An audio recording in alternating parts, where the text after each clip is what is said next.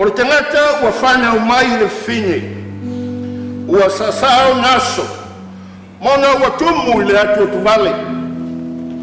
E tupua o ia e pei o le fungai. Ai sala e se inga, e mawai atu foi o ia e pei o le ata. Ua le tu mau, whauta, ua tupua o inga o naso. Roi ate oe whaitau o na masina. Wa ia tūrona tua oia le soko ia ika. Ao te ngata e oki oia. Tua takia. O kofo e mātara. Ao te ngata. Ona e whea lea oia. A whai oki e te ngata. E toi ora mai e oia. O te whakakari atu ia sa uma. O le tau o tofi aia. Se ia o ina suia wa. Tamu mai le atua.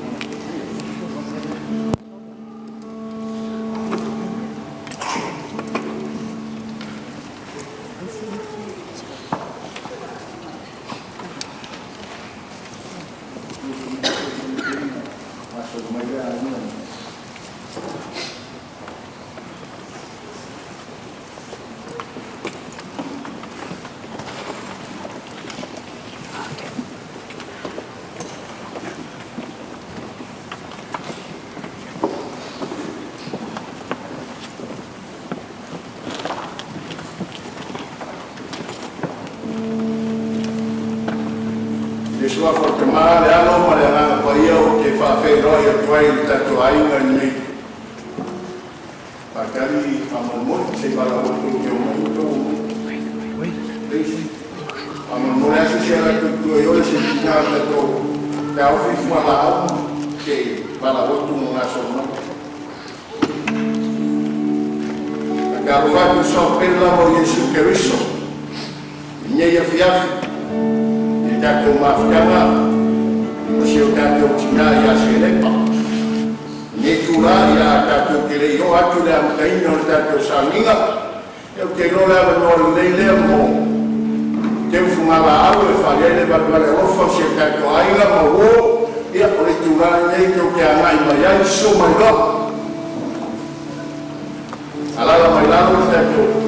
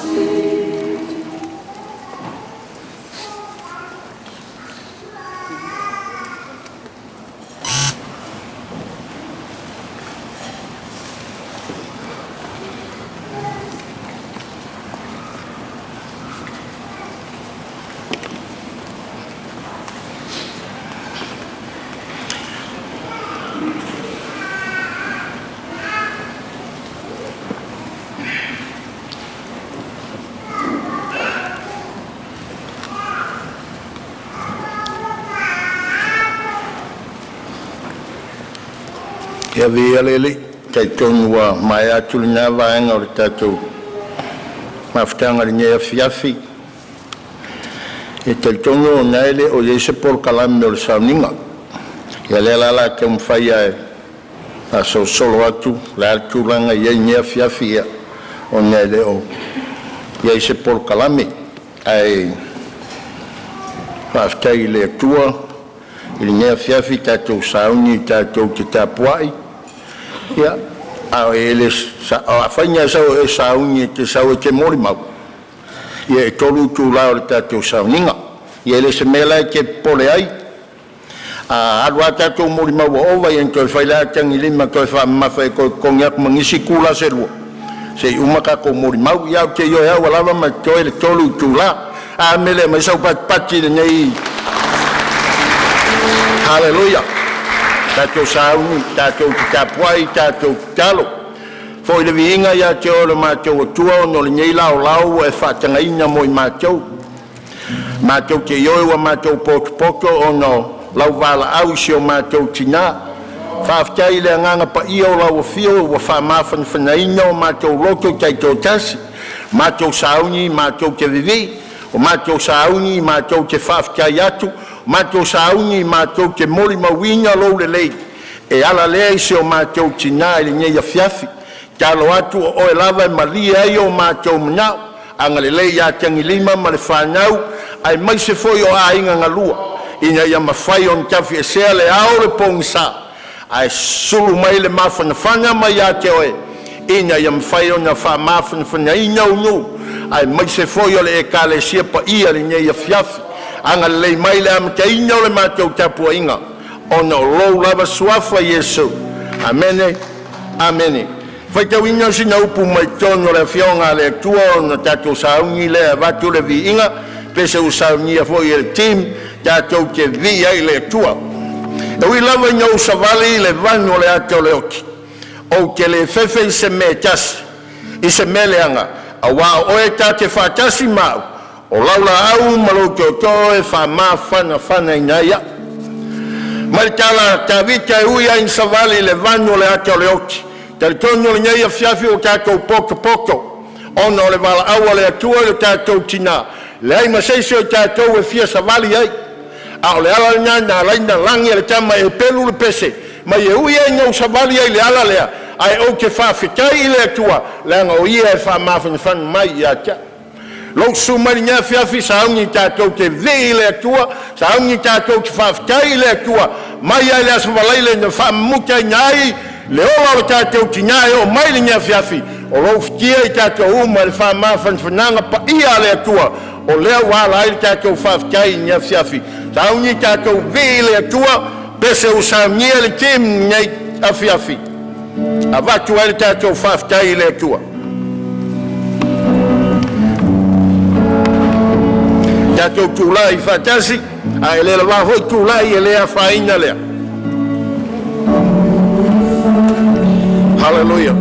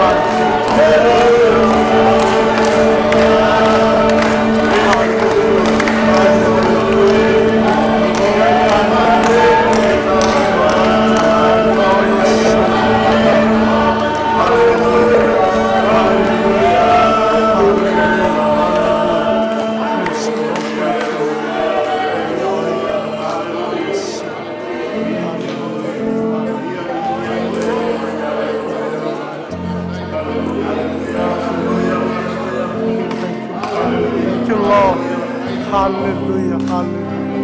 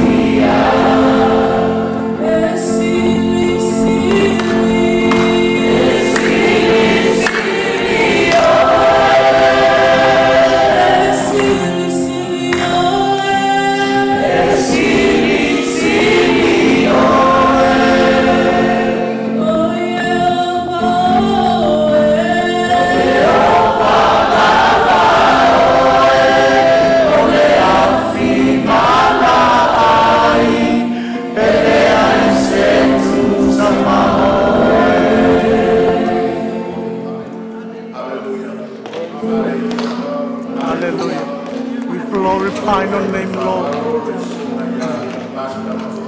Hallelujah. We give you glory. Hallelujah. Hallelujah. Caleb.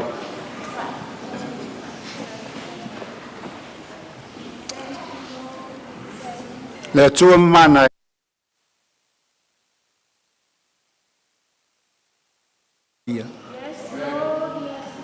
o lavo le tua fofoa e faia le langi ma le langi me o lo tu moai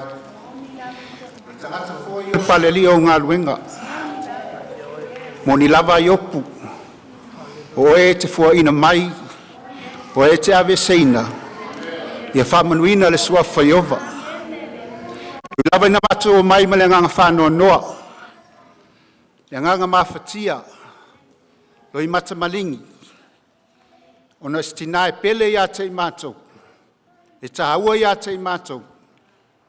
Mātou te alolofa iai, ai ui lava i lea le tua, e le tua ai. Wa o mātou i loa, so se mea lava e te whaia mo le manuia o i lātou, o e alolofa atu ia te oi. Le mātou taitonunga foi whakerisiano e le ngata i le oti lo mātou ola. O lo iai le ola fau, le manuia fau, o savalinga whātasi ma oi Jesu Keriso. O le na maliu, ma whālava au lungo le sātauru. Mo le whāmanga loina o mātou ang sala.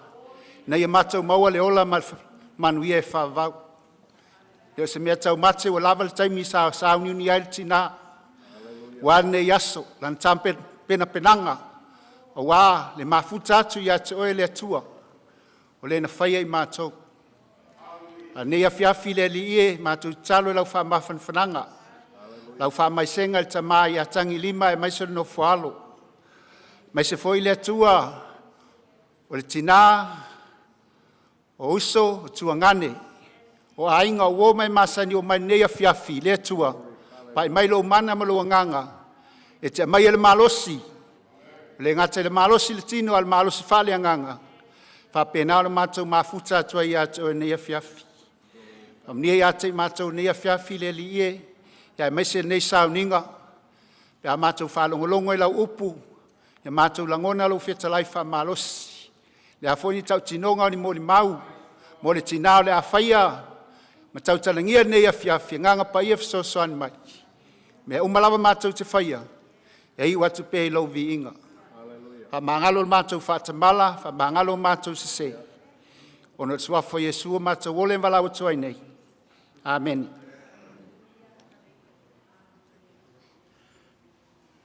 Ia, masau pat-pat vi ailele nei.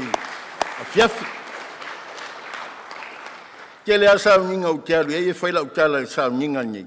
O sauninga nei o na upu mawhangwhanga. Ha mawhangwhanga.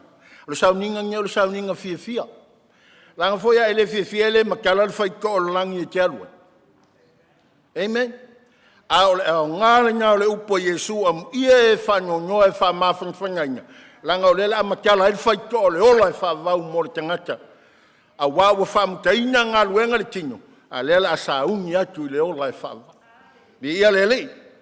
Tari tonu la ringa fiafi o la tato atu i tato mori mau. Po tato tau tinonga ia. Le tulavunga o la atu i nā tuai mo sui o ainga ngalua.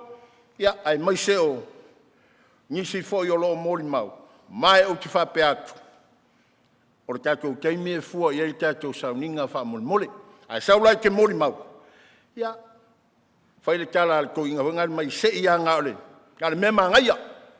Ai oe te sau e whai se mori mau fua ngai a whai naises. Amen. Ma ngaia a. A rawa nyoala nge o la ale kou sua fwoi las pes. O leo mo tango whai por kala me usul pes. Ia le la la le ai se pese. A le la tua kulo mo suia ai ngā lua. Ia ai mai se fwoi o e ua mafukia mai. E mai e los ia suia ai ngā mawo. Ia palasi mai lo le matu e kalesia. E kalesia se elepa. Ia molo wawa lava molo whalo alo le awa nyoa mo le tātou mawhtanga ni nea whiaf.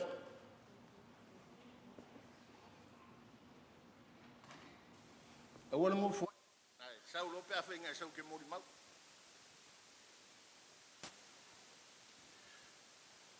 Ia mai se mai tinga le lang. Saus, ka se mai te whaonga e. Nga le wosai sai mai te lea.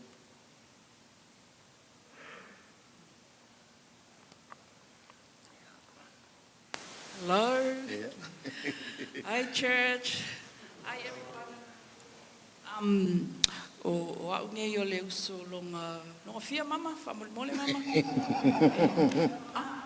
Se fululua. Ia o lo wingoa o fua mai ia wa o le uso le o lepa.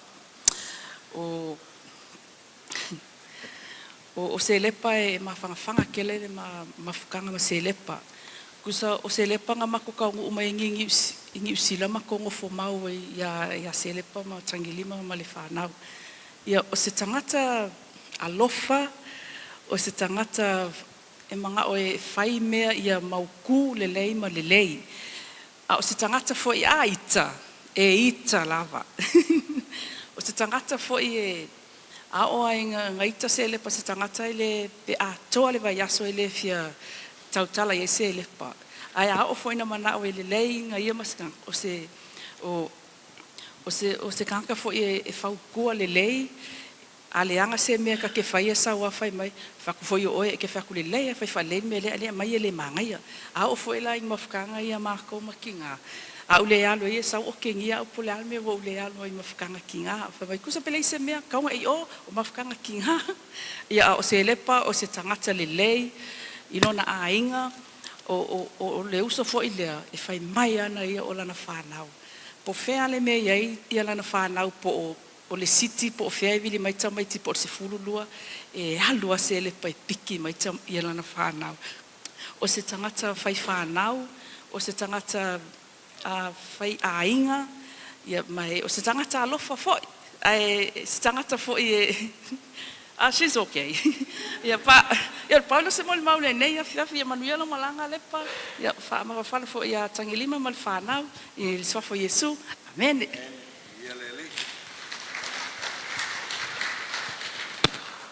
O te moi whātalo whātuile tai tau sauninga nia fiaf. Tu lo foi pa ia mal mamalu le. Sa mo foi no pot le nei tula. Ia o le sental ngai. O le o mātou to sfululima mātou. So o le sentala. Wa alu la le numela momua. Le sipou. Alu le huka. Ia alu ma le last man.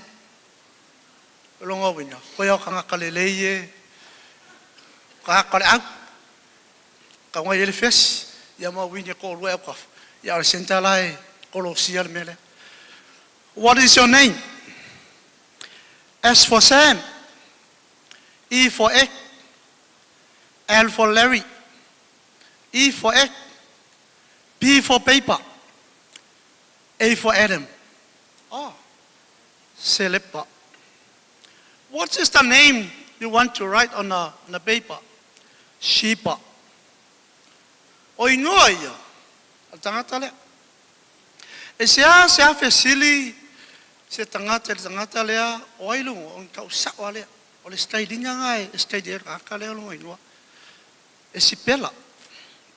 Aie me mika lea ngai a makanga lungo inua le e moele inua lungo olua. S for Sam. O le street le iei lau wanga lea. E kolu le Sam. Ke le iloa la.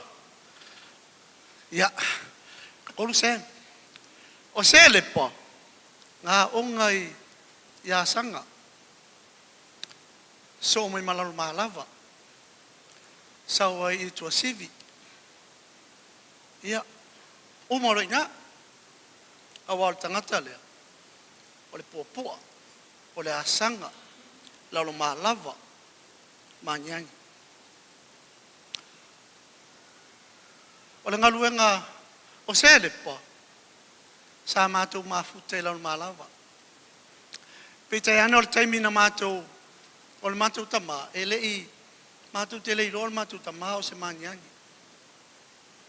Peitai ana o le mawaenga lea le mātou ale grandfather, o le mātou grandfather ilona aina. E o isa wa ila o malava. O lo o iai lisi o natali. E o atu la aina le isa wa. Fesili le tangata ino ya neli. O neli le mātou tama. Tasi a le wa aia le nu. E le ese. Tusa le fōringa. O le mea uli le sao wha isa wa. Ma mea uli e o atu i poru. Na le mate ia e tangata. Na whai ngō fia e una iloa. O lo ingoa la. E ingoa mai o le second name o lo tama. O lo ingoa o la asanga neli. I o whaasua whaina au ele. Au sia le manai al male toa. Ile a inolo tina ya sanga. O Selepa. Ina o mato o mai lau pon. Fo iloi ya sanga. No fo iloi nai. I o mato a ina nai lau mata feo. O ia la. Sa whai ma fine o le sa o le aina. So o Selepa o lona taling. Peo na sila fia. Fia ia siva. O tau Paula le na so se mea sanga e whai. E wala awal to ina le tawalunga e Selepa. Me fui la le sawa iai. E le leia le siva le tangata nei.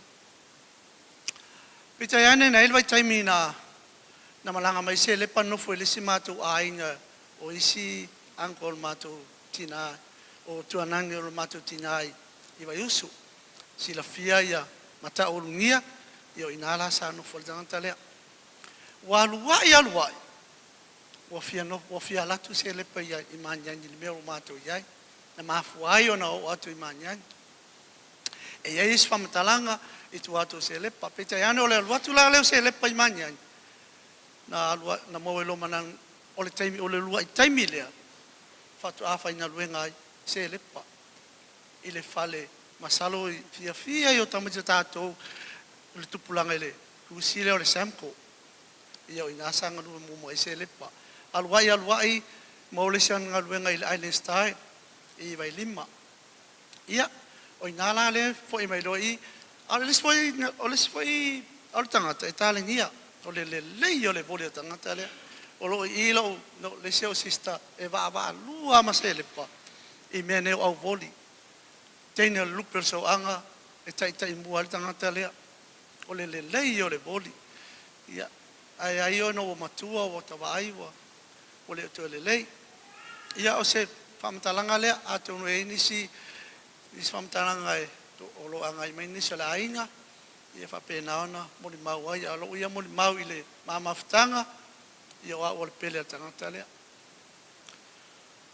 enga ngame uma o te le leia o le pele tangata le e fai mea wau o tangata ia te o le ala foi na lo o mai nei mo tam fai o te pipi ya mai le ya se le papite ya newa ia wai swinga ona wa fai ainga fai fa now ia fa pena ona ia ai tatunwa uia wa ia ngale mele tua o tangata foi le sa so so ai mese na yo tu fa fine ma tu o lo malanga me Sila ina o fa le tonu mato tal sanga ile no fo mau New Sila ia a pe atu New Sila wa le fanga ina lo tal sanga ia tangata la len na so son fa tasi mo tu fa fine mo le fa tu pe na wasa apilina le decision le ale le official immigration ina o no tal sanga ina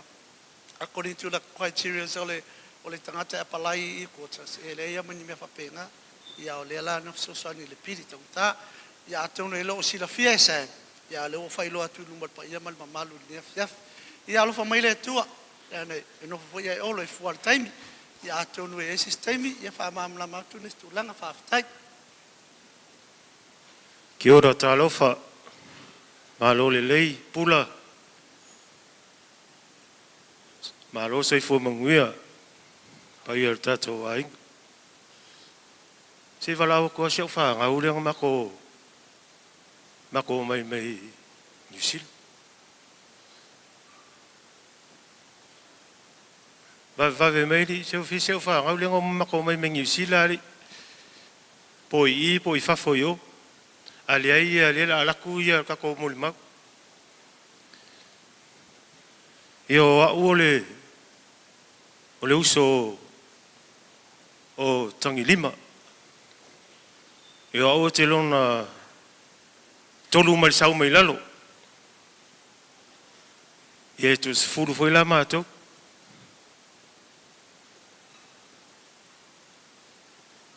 ye se fa na ule lenga a travel mai il lo mai in Melbourne e ai io mai la le se ori ile lo po fio ka fa e ma ko mai mingi sile ia wa mo maule ya su fa pengi ye le ke lo le la e fa la fa pupu wow o se uso le ye le ko ke fa longo mai o lo ka o mangiangi le tinaya Selepa ia o mako ia o mangiangi mao ia fika i vola o e laule oi ia se uso le ia ele io la fo i Samoa o le mao le ga ai vai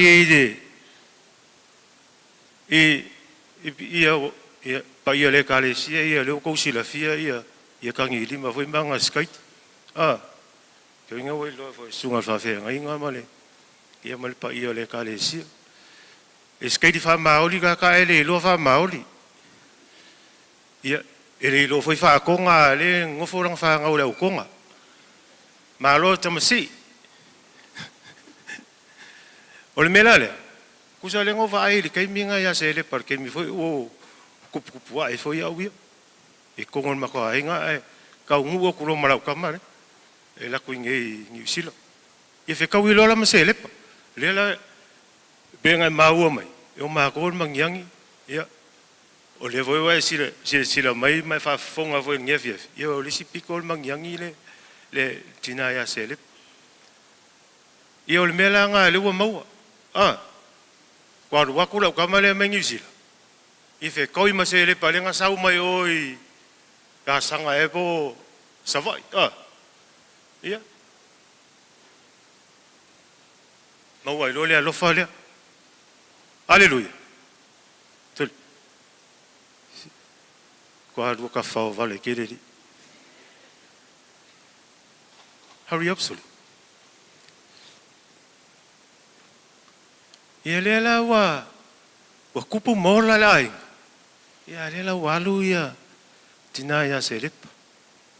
Ia whakalo whakfo isi mako la ingo tina o Selepa ia ngai kua ka koai. Ia iri kala kele ai kua. Eo ka ko silafia ia wa kupu mola malo Paula le maoli le nga la kuisa mo e sa mal finge ele sa mo se maoli ia e sa mal finge sa mo ko e foi melar ka malo ngi kusa pele I o se mo feska kal ko e foi melar ka malo ngi pele ele ya ko e se ma singa e ko e sa ka malo ale nga lu kuisa mo ya ko sima nga yo ma ku ma ia e folo mai lo ma Selepa ma ko gere ko e vai le ia ko ma ko felo ngi e skali vi ia la leli ia le wa I ula ko I uale kau singa stama lo Selepa o mele fa u mele kala la wo se la mal val o se fa como I kala le Selepa o Selepa e mastale me aleluia ia nga vo ko fa longo ile mo le maua o Selepa ia nga winga pe fa ko mi fa a fa ke I o Selepa sole o se me kuai ia fa a sa mo se le vele o fo Selepa ai pe fa me foi so o fo le a se be fa le be ke o sa mo nyau la maka va le pe o vai kama umi le o ke minge so ya do fe kau I marka ka no Selepa sole Hallelujah. Le wa I uia te kau singa la kamare se usore ki nga Selepa. Ia au skanga ka lofa. Ke vai I fa ngaula a se usore ma tina Selepa. Ia ngau ko ka nga I o ngor fai kama o le lofa o Selepa ila ula iki ele kingo le ia la ula iki ai ma ia le sekia tim ai se fela sa ukala la ukama kalua inge ia le nga ke pole aso longa lua pole ko ngu mela sonfu aso lua pole aso lua fe ma ko kala masilo mako ma ko mama ma ko ai poko e skala silo mako le nga fe le leila o la o so o la fa lua fa ko so le kau sa kala silo mako ai o so ko kala ko malo ve me ke lo lima ele ko e fa ia se mea ua ka le fa aka o vai le kala ko ma o le ke fa kali fa pe mo ko I ka alo fa so le me malo ka e fa aka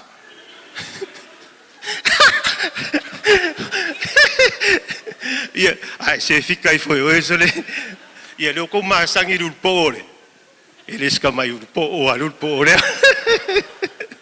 ai fa manguia mai de li ka ko ai nge ke le ngai uminga walia e pe ko e fai foi kai alo mo ma basta e malo fa lo fa kai manguia nge fiafi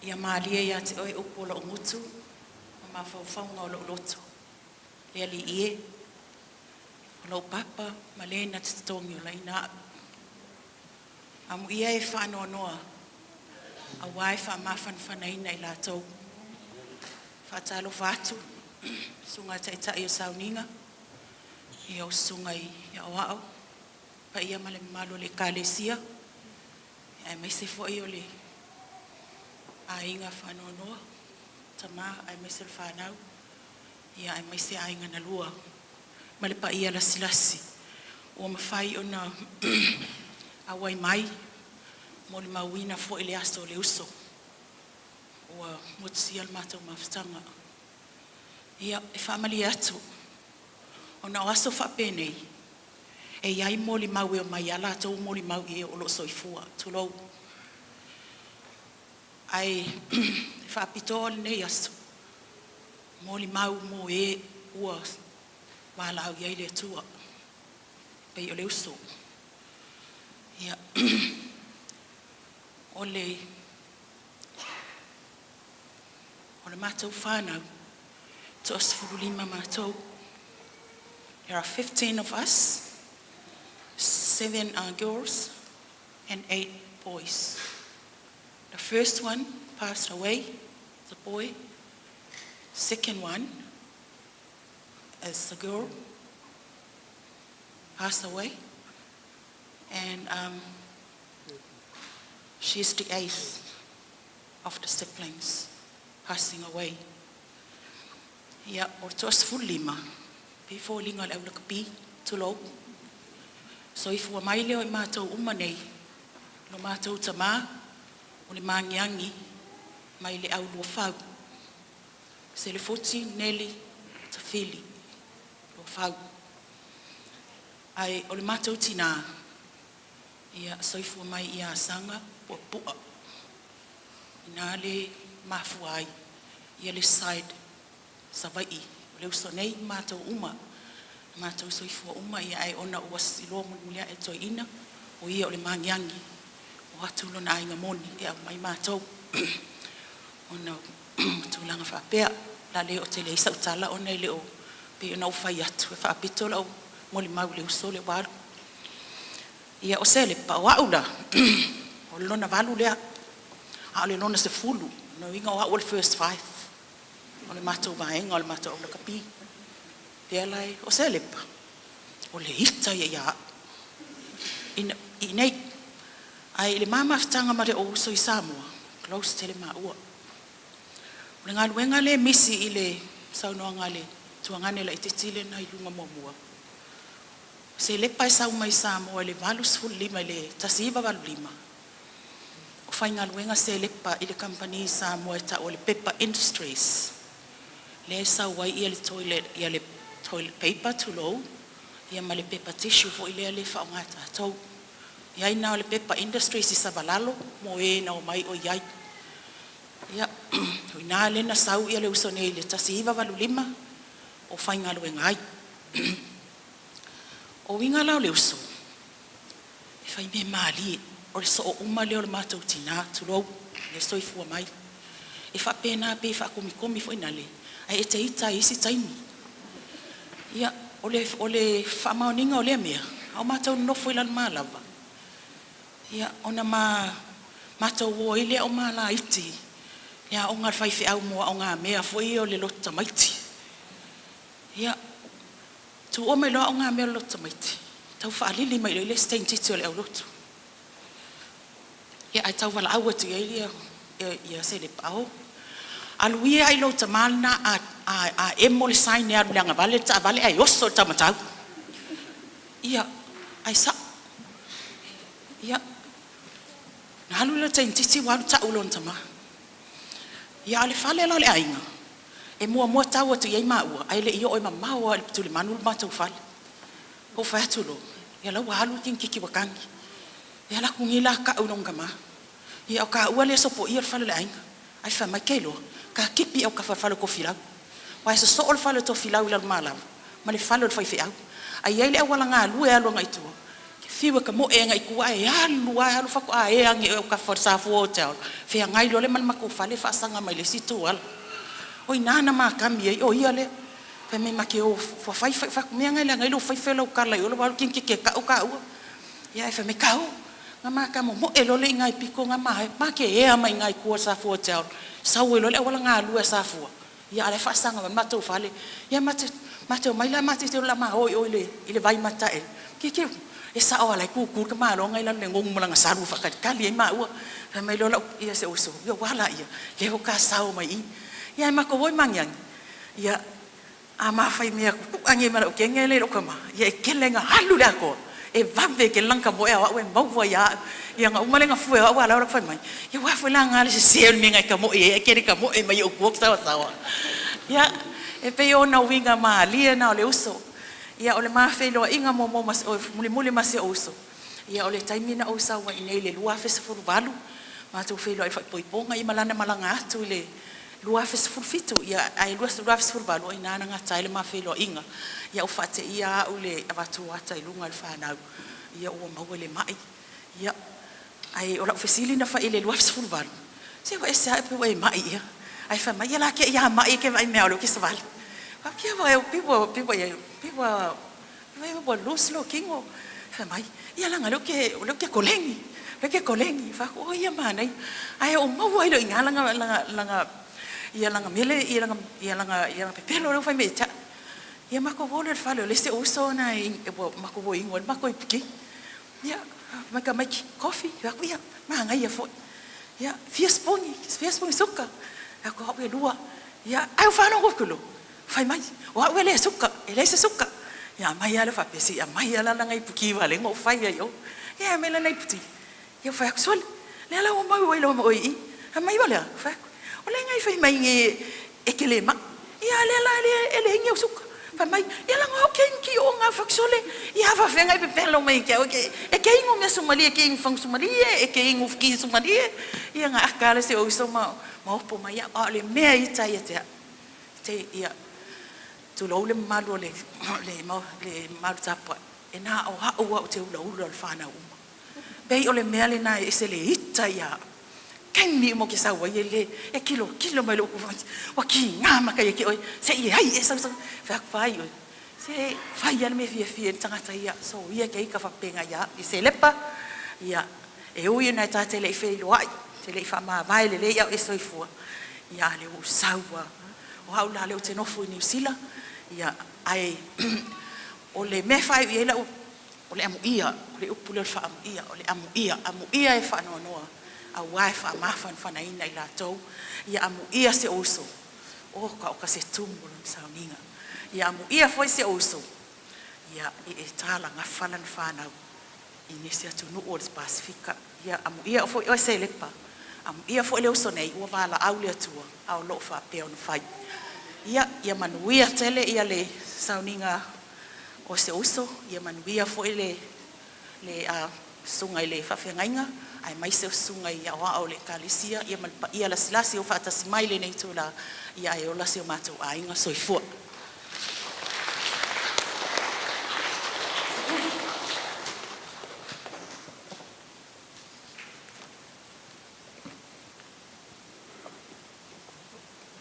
fatalo fatu le paia le fiafi ke ngai mali loto le usone ia ole a o warsa o lo e pe ne fiafi manu le taimi ia fa sanga e o matai maunga e o mai le ofiso swani le mai le li lo ngo fa unga o le longa ia o le pepe o matou ainga ia fa mo mau le usole mai tau mai ia ai pena me le ia le mo ma wa tswa ya Selepa o Selepa family atu wele le ma fo se mo ma wa ya no sa te o mai o Selepa mo fia au na nisi me ai ia peta e se otina le a o mai ai fa sa na o te mo ma o fa wala vala fa na la iti le fa msu yo oi mo o tatu wa inga au tele o fia moli mau o mono moli mau le asfana o Selepa ia ale ai na o alo mtu o tsau o foi la ilo e ato le ia no fia pe a o moli mau ia o le ala o moli mau atu ia Selepa sa no fale mata o tope se upo fai atu le moli mau tele ta pena mai lava se moli mau ia ai la fai atu pela moli mau fa to pela sa no foi la lo in fai o Selepa se fai atu le tala ma fua angana lai ona ma futa mal tuanga nele ya satanga sa sila fe iba se la balu lima na malanga mai ia Selepa ono fa te ia ni mai o tama ta ile fonga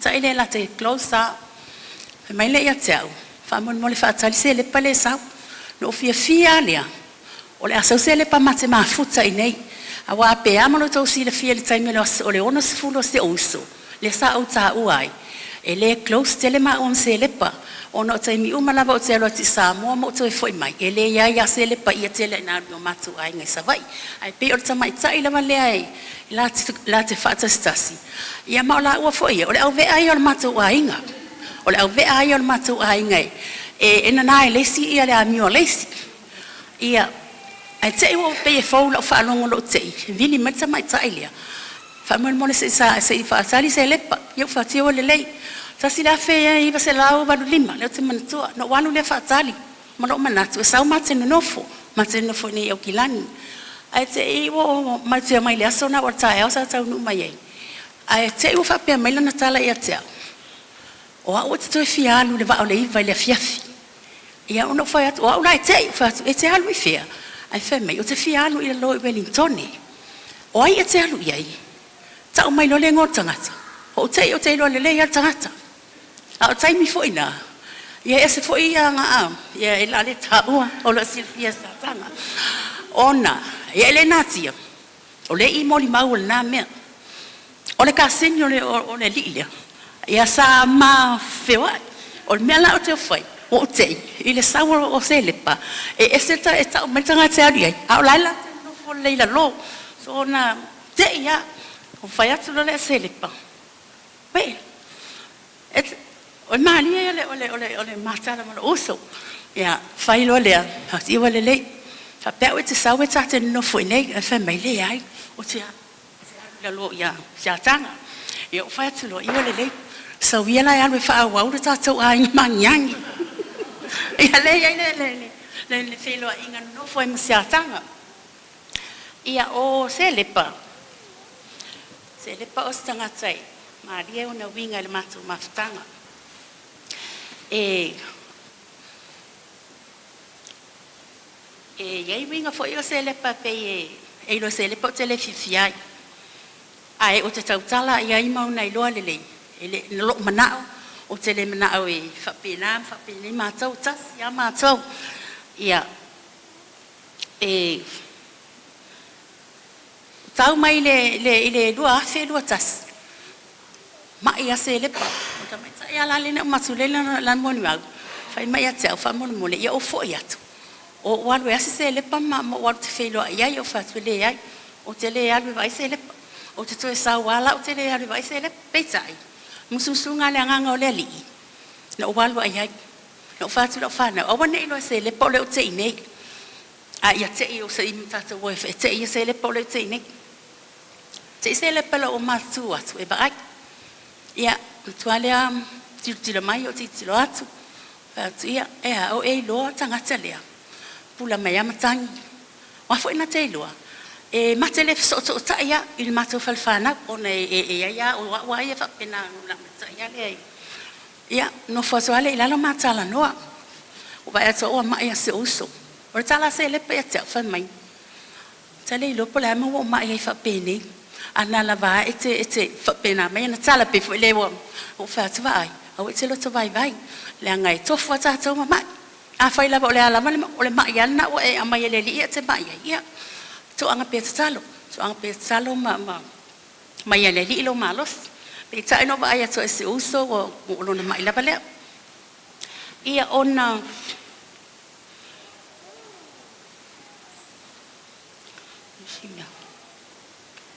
te man tuale le dua fe sufitu fa ftai le uso na o vai o watu lo was fana mo vai na la Selepa lo was fana fa te ia fo ia o le vai ia o sifulu yo sanga sai fa ia nga le ia malo to lo fa ia mato te le no swinga na ia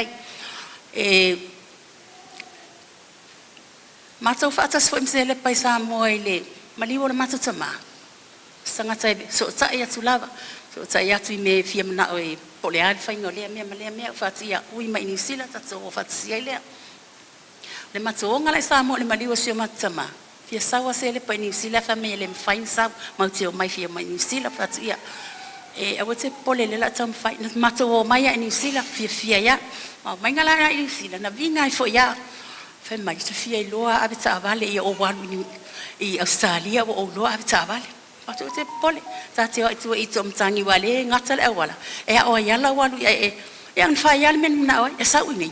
Te ia se atanga I sau Selepa. Oi lo ave tavan.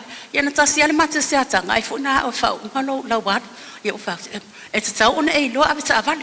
Elena sta mai lo ave tavan. Ia o nai mea na le o tau mana tua nei I le uso ia Selepa. O sangata e. O sangata fo ia ngutu ala va si o mato na o mato mato a mai sa si o mato tina. Ia le fo sa ma longo mai lava. E lava na winga na nei le. Ele mafutanga foi. Ia na Paula va ona ia foi winga fa pena. Ia mele fa malulu o toi foi. Wa foi ni masei mani se o le uso le mafutanga. Ia tali tonu lava o lo inali to fa le atua. E mangalo ai ia le uso male mafutanga. E o se amoni mau popo le pau ia na me o le o mana tua matau fai atu sina moli mau. Sau tali ele mana o se o matatina I o tula I mai te o te moli mau. Ai ena se o ta mai pese ale o te mana tua. Na tasi al fai upo tau fa o ngata tonu atu lona usunga. E moli ai o alo fa anga ia Selepa. Lepa ia tau fai au su atu fai upo lai titile ai ma vai ai. O ta fia pese a wa ele alu wa e alu a le festa o fai pese. Ta pela pese. O lon tau langinga lea. Se mea a whaingata o se mafutanga ai to. Me whaina ham mai wa te loe to te loe mana e loe pese. O le pese a o le whai upa o le o maua. Whai wa to iala o la moni mau ia Selepa. Se mea a whaingata o se mafutanga ai to motu sia. Malingi ai roi mata, ma vai ai ne anganga. Le fai lo toi posi mai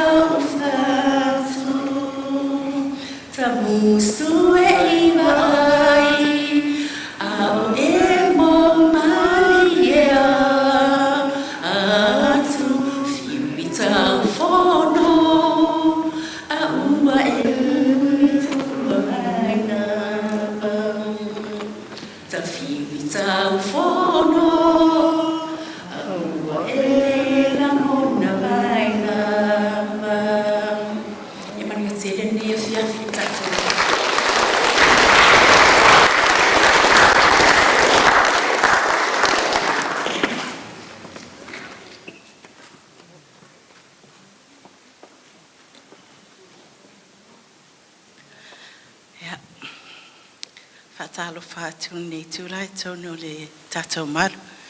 Ia mai se fatalo fatu te tai fatai mone avanoa. Ia pa ia malu le tato ainga po tato malu fo tato poto ai ia fa malo fatai oni mamalu poni pa ia fo o le anganu tato ia o te manato la le o ia ai o to sunga fa fianga mo to fatua ia mai se o le paia male malo ve kale sia o tato ia fa tai te le lava to afi o mai o matango fia ne ya so no to awai mai ia awa o manatu fa sa o moli mau ina ia to mala malama po ai nei tangata ia o lo wingoa o suitala but sili from Salelonga lo to lua o au sau lan manu po vailo ali pata so lo relationship to this family is Siatanga is my first cousin ole uso like titi ole tina o lo tina ele e fa na ia Siatanga so Siatanga o mato feola mai he's like a brother to me especially me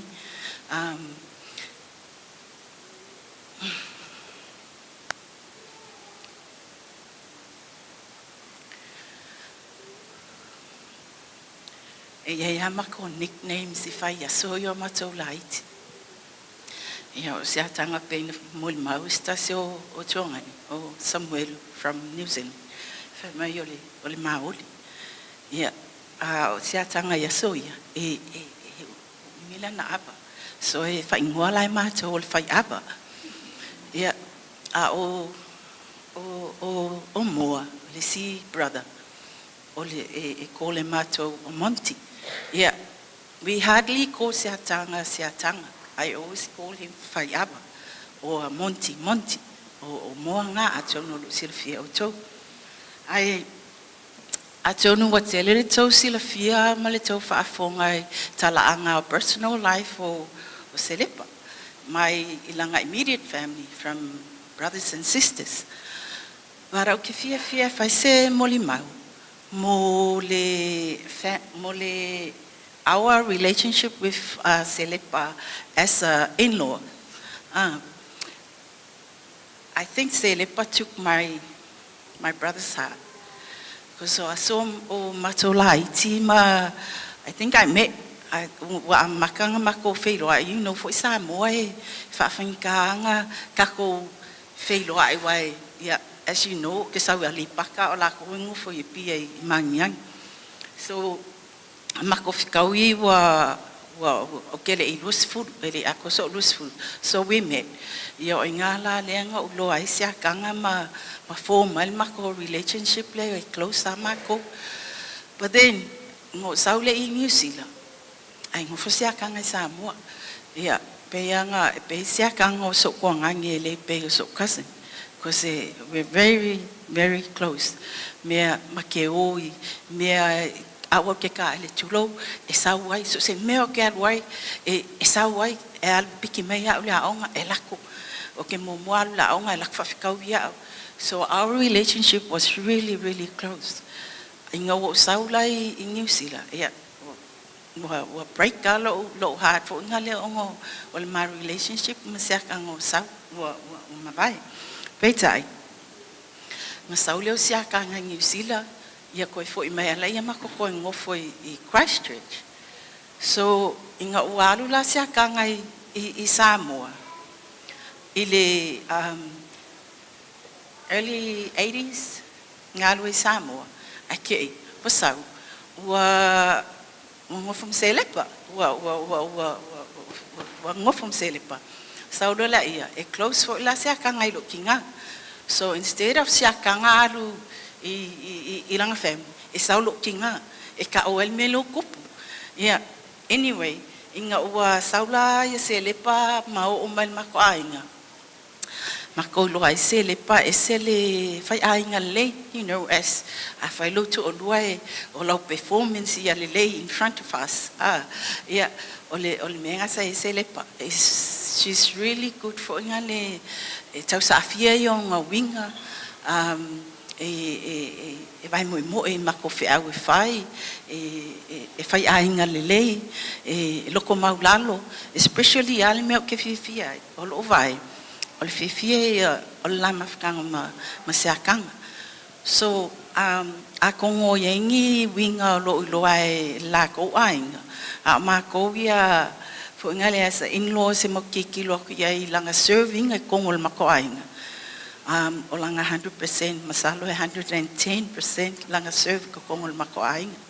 So therefore I matua mauso mako angi. Fataya mo o nga fo imani to me na faya Selepa o mato mo wai fo ia mai se tina o soifua o mato mo wai fo se uso po se tina se le faya inga lei mai ele fa pitolo na lofa ai lo fa peona na fa inga tusa lei mato ainga pe na lo fa ia te o fa pe na fo na lo fa ia mato ai Sicilia o lo vai e se le lo fa ia siatanga. So this time, ola o encouragement I se o kuangange ma uso ma malfanau. Yeah, I know this time everything happened so quick.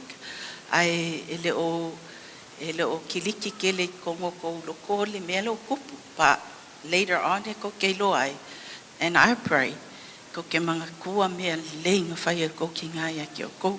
Ia lau lea tau tino ngai le matango fi o le tua lo whaali a Selepa, malona au na le tono mato ainga.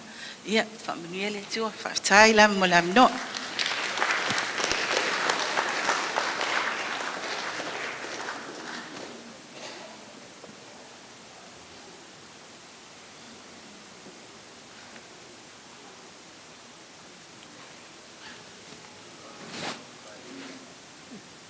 God is good all the time. Hey guys, me and also here, we are Selepa's nephews. His dad is number 4 of the 15, and my mum was the one that was humming. Nice song, mum. Don't do it again.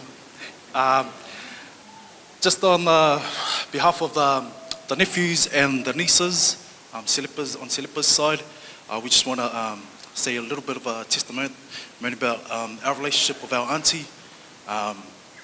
She was a real tough lady, as some of you guys know. She showed tough love, really tough love, especially to me and also here.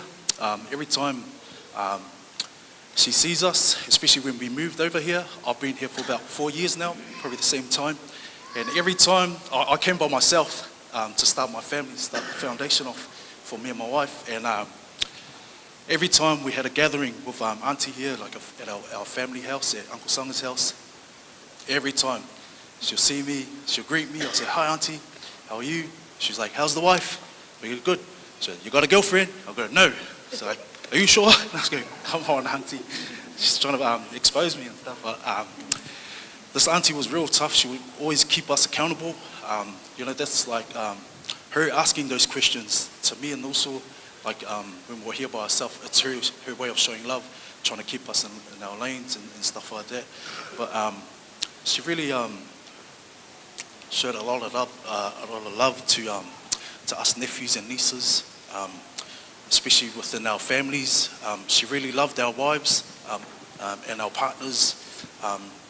That's the one thing I love about auntie, because I know there's some uncles and aunties they're always strict when it comes to relationships and stuff like that. But Auntie Selepa, she really treated our partners with respect, which I hold that real close to my heart. So thank you, Auntie, for really showing us love as an auntie and treating us as your own. And amuia we malolo, Auntie. It's so good to like, it's sad, but it's good just to see you rest at peace now. You're not in pain anymore, so fly high and we'll see you soon. Thank you. Latu. Time you malava. Yeah, fatala fatu la sumali. Tai le tatu sauningo. Yeah, fa pe fo ile ba ia le tatu wa fia ne fiaf. Yeah, na o sinamon maula pu lava mana tua ile le tina ia por matou anti fo ia Selepa ia o langa tua sa o la Samoa ia o te malama fo ile tina pe malanga tu Samoa tatalo Selepa malanga tu Samoa ese malo fefe ese time alo Selepa Samoa fia ai ele ulu fia ai foi mai me fi faise fari fu ulu ya ngai manga o se unu mani miki ia ai lunga ai mo ila lo i Wellington ila ingo o siatanga ia isi kai mi o ke fa ku mako ya mama fa o me lo ai ingo o to lo Selepa foi se pe ai sa lunga ia ai ke lo ngako umma fa makala umai mama kala ngai la o kala ngonga ma ia auntie ia o ke isi kai mi le sawo auntie ka mi lo me speak sa famia wa sa lo ngukunga ko fa se kala fa penga kia o fa klo fa o inga fa ko kala mai ia mo ka me mama kala ngai o fa ia maria auntie o la wia kala ula la o fa mo ko Ia o se tangata e sele malosi o lona leo e ote taimina o malanga mai nei o tsau e te miuma e mate tala noa e fautua mai fwea te a ina o sa unila o whapoiponga i nei sa iloa e Selepa o Matthew la a whaima o sili ia ona o se taimi pupu sa tau whaavavave ia te i whonga o toi Jotu tual taim, ia on matu toi tala noa la ia, o no whaatula ia Selepa, malia o tina, o le a, o whaavai, o le lile sa i, o le a o sili la o whapoiponga, ia ai la uma Matthew. Ai ke ua le kaukala o uma o whaising lewa le koe kalango me kia o keimi ka penga, mako whapoiponga, ia o la o le aso whapoiponga, o koe kasi le aso, sa o whaku anti, o kei oi, a wha mai, o lo ke o kei kaimi ngei, ai sei uma, ia o whakula ia, o wale lei, o kuara ia ngai ia o ngamako le aso le whapoiponga taia, o te mana tua, la o matu sa auni la matu mai wharisa, ai ta tangi o te telefonu, videa kia o wha mai, Simi o whea Matthew, whak. O le I le whaila a lava ma se tulou ma whawai. Mai vai. O nei langona me Matthew lau tala le whea te awe. Whak. Ia, o le I se me, mai vai. Malia o se au tama, whamarurua te fo ia te oi. La whisa tala na whai atu ia, ia whamalie. Ia, Paula wawanga o lo fia nau fo ia oi. Ia ai, sa ni lo waso. Sa ni lo awoni lo me fu no vili tu ya o mena fa kaya mo kangi ngamaringi o lo ma ka kai mi le o nga le la sa ngi ya ang mai te ia na umma fa poiponga taimi a to la fa poiponga na o la ua mare ma anko tangidi sa fa ia dance floor le aso ato ai o le aso le ma fa poiponga aso luas fulo January. Ia, e whamanatu alma ufa poiponga ma anniversary tau sanga umu. O les wharoilenten nei. Sa mai oi Penrith. Sa ma matamata I ma ata umu. Tau sanga umu matamata. Tamata fo I kama I video la iti. Au ke maka ama o ki kilo le siva se le. O ke aka ia. Ai o lau o kama ko mea ai. Ko a kasila ui puro voi. Ai vili atu e whaawai whi mai. Me soli, whenke. Whakule makinge ping nifi, mako mai e whamanatu ma tau sangal ma whapoiponga. Me oi loa ma liu sere. Whakuea. Me ua ma liu anti. Ia, ere ai ala mea ai se tulau. Nā mai mato mea ai, ai, e mau te ria ai. Sa te kawai mako mea ai, mako mai alo, mako mai whale. Ia, o vini mea whawai whakumari e, o kere laku le, e whalemai. Malingi aulo e maka o lofa, o kangi, o koe manga kua le hasorenga ma whapuiponga vidi e koe kia. Whaamali e aku, ia kia kusa e fōi malima. Ia ma uma I le lea whai o Matthew. Ia o me lea, anti, whaftai te lea mo le tatou mawhitanga, whaftai mo whautuanga mo au, ia e, mo le atina ina ma a inga. Ia, e, whaftai whuila sunga te ta I mo le avanoa, whapea pa ia tatou e kalesia mo le malu o whapea na whio mai. Ia, anu ia tele nei asom fufuanga toe mo do wharu. Wharu la whaftai.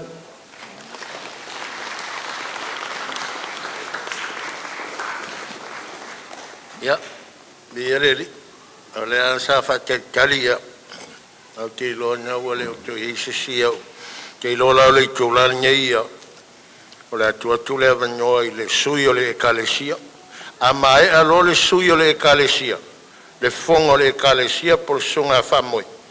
Ia o na tui nā tulo leo le avanyoa I le mafutanga tina I Granville.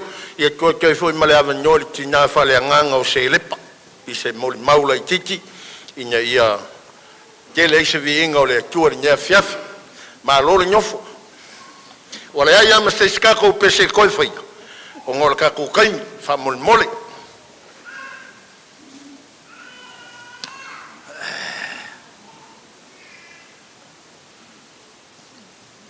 te tula ia ma le ava ma le mei ngau e te tauai. Mo soli tuina le mamalu mo le paia o le tua e maisele. Whapot potonga wa tātou poto ai le nei aso. Fai se tala la ititi pe fai foi masui o le kalesia. Fai se tala e tusa ma le maftanga. Ma le fionga ia samala ulu po le fionga ia wharenaoti.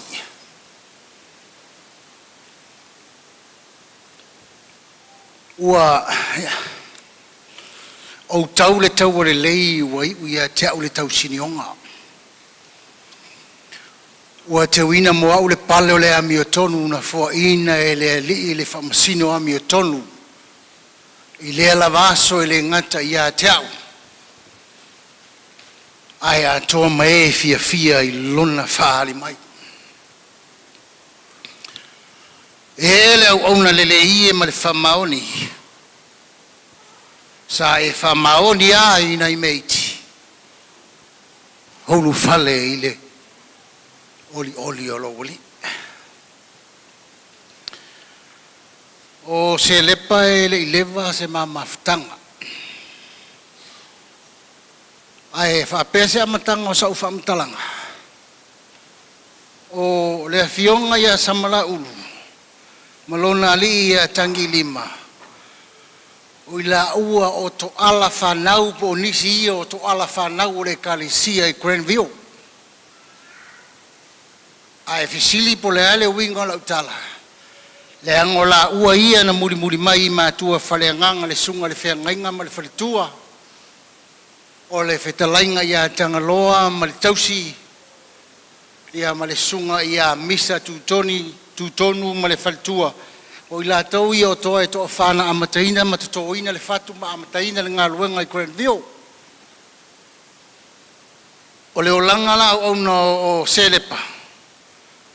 Ua wala au alo na matai o lo ngā lue ai tutonu o le ngā luenga na i amataina. Me lea na whai atuai lau tala waia whahi walo na whaiva sa i amataina. O le tele o mori mau ia na o whalongo mai ai e o mori mau aso whapene. I le hai ama se mori mau e mori mau se negative. Na le positive Ai o ni mea mānaia na o matamata e po ni mea na o ina mai le maftanga ma le a fionga ia samara ulu. Po le fionga ia whalena o timuamua. O ia o si tangata e mata fia ma. O ia o si tangata e fia. Lua. Na maua le mori mau le tua fine po le uso la titi lava le na mua mori mau. Ai ali ua le whanu le fia o Selepa. E pei e koso le pā. Ai eilani me tau an o ina mai ma o maua mai ma wha malosia ilo o langa mai pe a o na le fia Selepa. Pe le fia la fionga samala ulu. Na o ina ia o le se vaenga e wha pe o le tau o le wha soa pea. Whasoa pea. Se ia maua le poin ma whaamaria eina le mana onga o le fisili ma le fia malama le me mena o iai.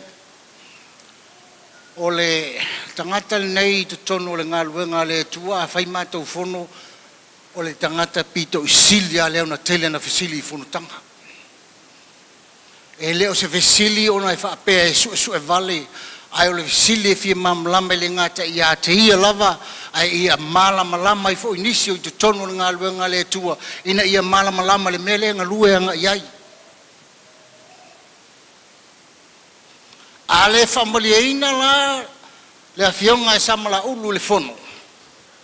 E toi lu watu asam ia Selepa mtangi li mai la ufale e pei o la utala na whai atu e fisili pea ina ia mana o mia le wha mamlama atili ia matuwa malama atili ia ona fia lo lea O winga la ia sa o mai tau wina le tina nei e whamaunia la utala e le sunga le whawhenga ma le whaletua ma le pai o le kalesia a whai fai vesili o le aonga sape a whai o le tangata le tele na vesili e tele na le una umale mata wa aonga sai le whamari eina ai o le winga leo la utala le o te tala noa tuai e umai te watu asti ia le whaletua ia Selepa e tuli ia o e le whai le mta upu se ia matua malama le lei. O winga le lei ia o Selepa na o maua o i o stangata e fia ai o ia fo i o stangata e ita tele ai whale tonu se me whai. Na o mori mawina o lo mori maule mawhtanga tina o ia leo le tai o le mawhtanga tina e ita tele ai whale tonu ta penanga tina mo lo lato waso. Ia e matua ala le whaletua ia Selepa. Ai o ia e taitaia, o ia foi e taimia, ia o alu nila Selepa, ta alofa le tau mawhtanga po ai o le awhaia le tau pokalame, ia ma taimia tau pese. Ai ono le taime pupu, ai o le mori mau ia Selepa, o ia stangata e ngalue, ai o ia foi stangata e whinau mo se mele lei a waleanga i lumba le ngata i to tono lona ainga, i to tono le kalesia, ia mai se foi mafutanga uma e mafuta ia ma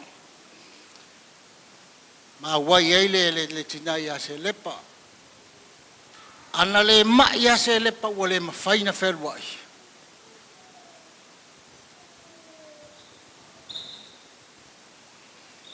e le misi Selepa ma lau whale e o atu e tawa whao, e o atu e ewa lango lau whautua, ma utala noa ia tangilima ma le whaletua. O mai tātou ewa mo tātou whaasoa maua pele ngang o le fia tātou te whialo whani e to tonu ngā luenga le atua, le mafuanga la nana ale i ona watu lau whale, se o mātou whaasoa pea, ma tala noa pea, ia ma, o afo ini me fia mamlama, i ona mātou whaasoa lea. O lau tala lai whai a tangilima ma Selepa, e leo ia hau se ato atoa. Na o le tuo iei le ato toma o tātou mātua. Ai o lau whaasoa.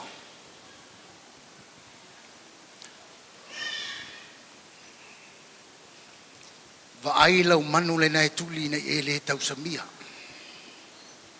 Le winga o lau tala. Nga lue pea. Nga lue pea. Nga lue pea. Le anga iei le teime tau wia ai le tātou ngā luenga le whai. A lea o tau ia i le so. E ilo manatu e le se aso whano noa nei aso. O le aso fia o le keu shano oisea. Le au auna le ie ma le whamaoni ulu whale le fia o lowoli. Kangi lima. E le upole tunu ia. Pa use toa e toi tu se toa. A o whaubingal na upu ia. Ia alu Selepa e toi whaise se u ainga. Ai o le winga o lau whautua, e le upu whapea, ia so o le whau ma le whau. O ngā luenga le lei malawa sa whai e Selepa, sa e mata iei o whatatia Selepa mo oe ma le whanau. O le so o lau le whau ma le whau, whawau ngā luenga le lei nā. Whawau ngā luenga le lei nā, a whapea fo i te whina ngalo, ia soifua pea Selepa, i lau soifua ma tono lau ainga. Ia muli ta ia ngā luenga le leisa whaia Selepa le ngā te tono le ainga, ia o ainga ngalua, ia e maise fo i le malua le kalesia. O le mātou mori maulea, o ia o stangata e ngalue, o ia o stangata e whaime le lei, ia o ia fo stangata e whiringa, ai o lona winga le ese le mānaia ia te au. Se ilonga e maria Selepa whakua umar kufisiki. O le anganga fo ila o le fisili le fa iso ai Selepa ia te au. E au ngā i e loroto ai lau sa ili ina ia e loa mai e whaasoa e mwhai on malia i se tangata i sau whaasoa. A o le i tu ua le malo e le ti. Selepa. Te ile pōna mātou whaasoa ai matangi lima ma Selepa ma mātou ua i mea whaapea. Na whaila lau tala ia Selepa, wa uma lau whātonunga i loo ainga, ma le whainga loo ainga. Kangi rima, e ke kangi lo le aso Selepa, i loe kere i whamaongi i kausingo Selepa. Timmy, Matthew, Lanu, Jermaine, ko ke whakangi si lo le aso o Selepa. Ko ke le i alo lofa ia Selepa, ma kausi Selepa. That's the truth. Le ngai lo ko kilo mai Selepa yo to loi mata. Ilo ko lo mai Selepa lo kangia wele we. Ai ole taime lo soifua ele o toe au ngala ya Selepa. Ai mo tatou malava soifua maola. Ona yo mom and dad langa yer ke mi happen ali mele. Inga sa role ia ko kangia I. Ya. Kalau faya oi mo taime te tangia I le to ya nga. Ai ya fa manuia le tu tangilima. Ya mau pele file mu male ole le tu ai lo file ngalo. Wale to seole tina ole ainga ya to ai male fanau no luama mau le lo tutele ya mau pele to fa mai le tu al paio ainga lua ole ma ngai ya le upor kala le apostolo fa mai ole oti ole manuia aulo to soifua mo somato wola olo ya ao ke risolea ya familia le tu al tato ainga ono Yesu amen.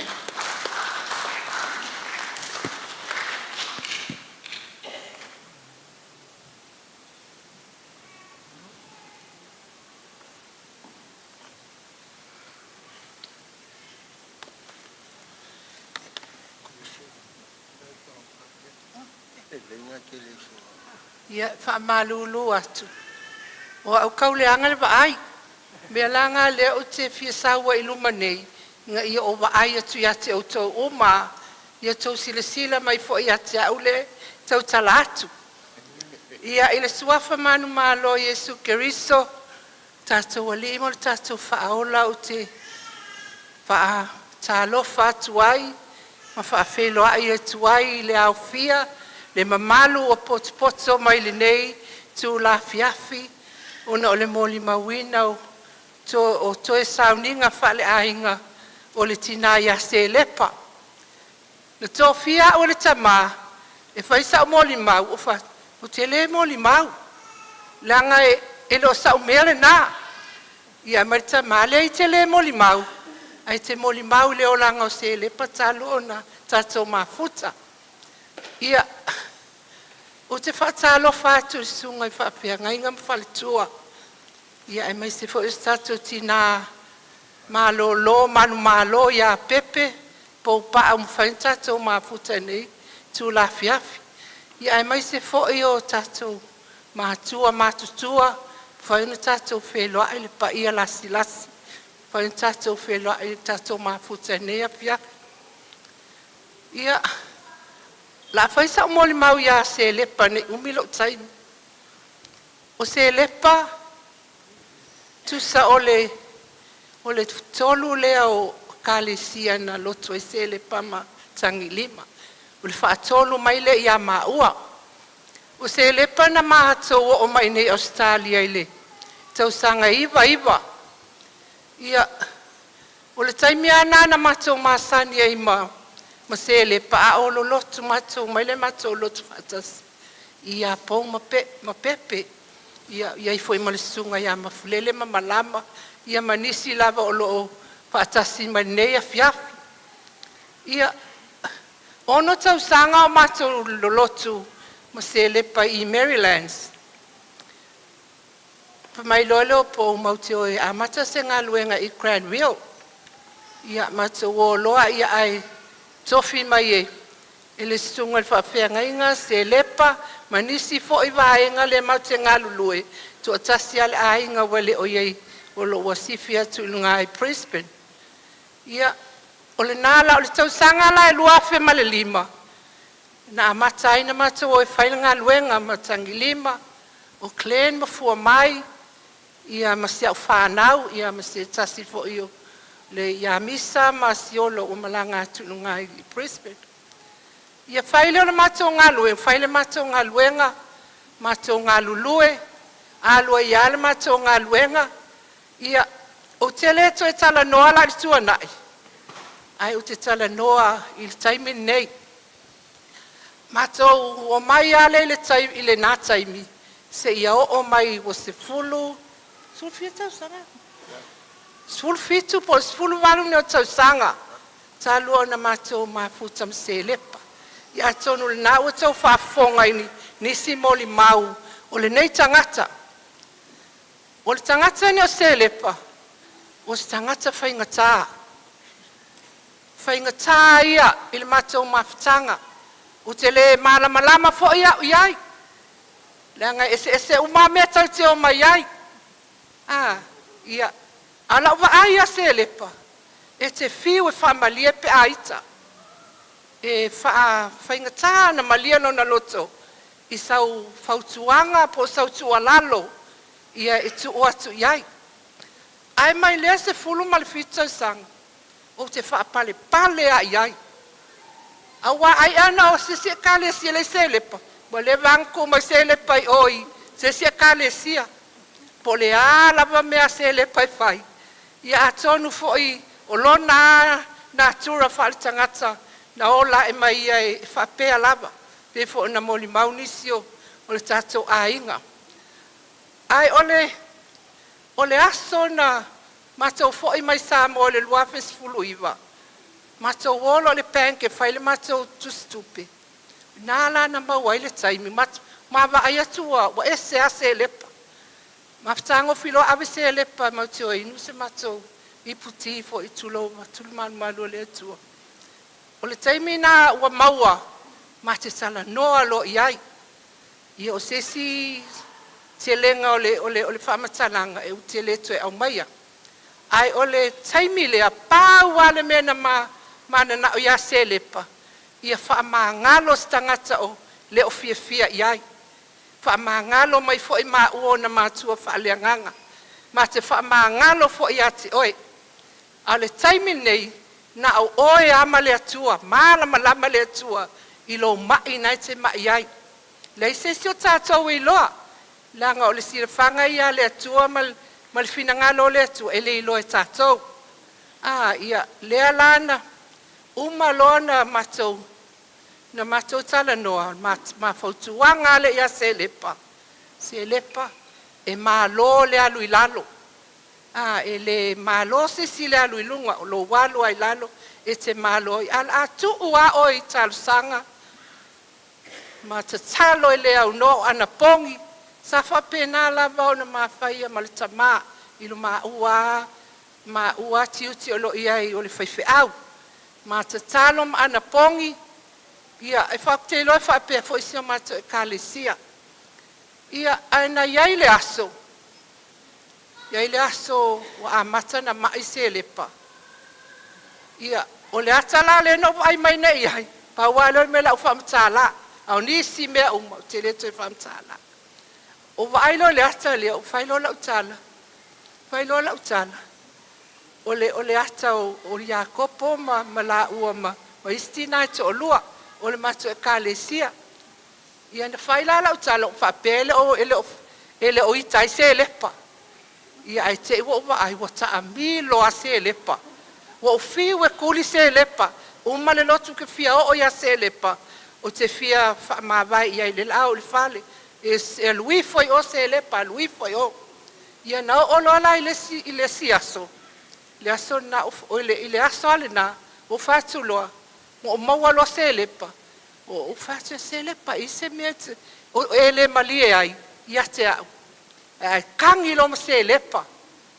Tangi a Selepa o kilo ki a Selepa o. Wa le fia ia te au. Wa lo ke malama le ia Selepa.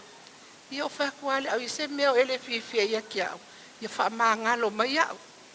Whaamangalo mai au pia whai o wau ke le iloa ia au iangi. Ia o se. Ia wai fo i kaimi pe o lau ai whaatonu. Ia e avisi se ai ma oe. I le ngaluenga ia whawhaiwhi au. Pe ua avea ma ua ma taitai o se ngaluenga. Ia i taimi whapenga ai kako au nganga. Kau ke aia kulo se me whaale tonu. Ia ngai kango le whaakongu ai lo le kuua ia wai alualua ia. Ia ke lo le wakau mi Selepa le mele le fia ai.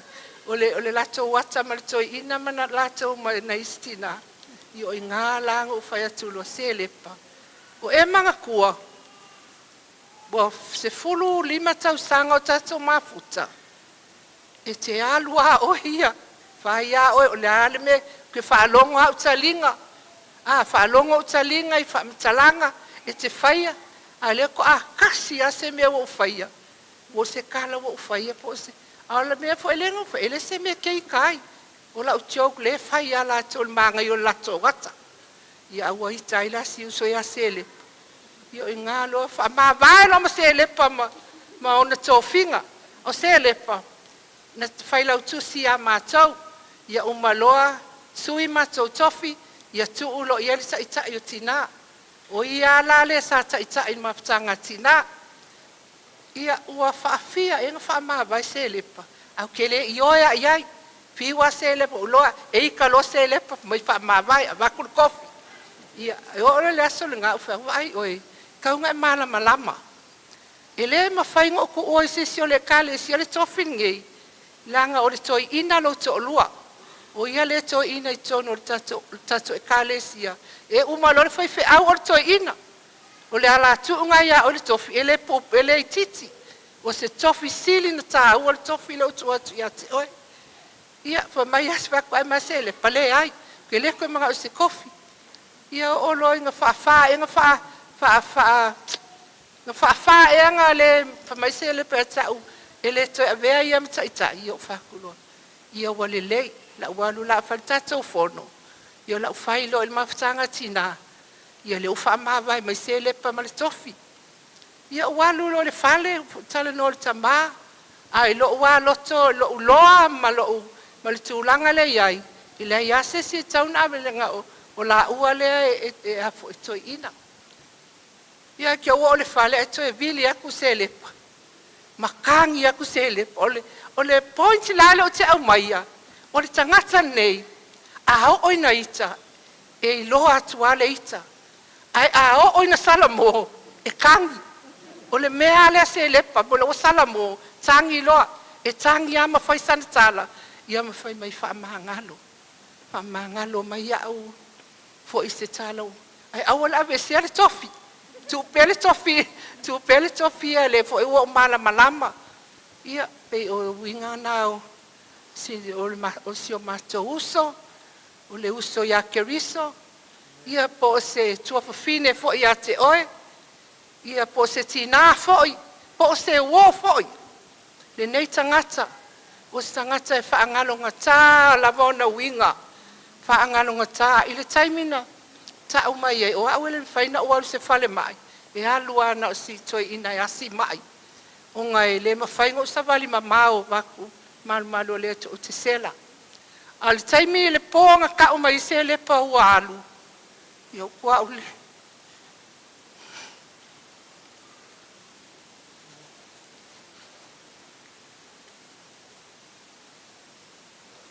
Pei au ke le sela.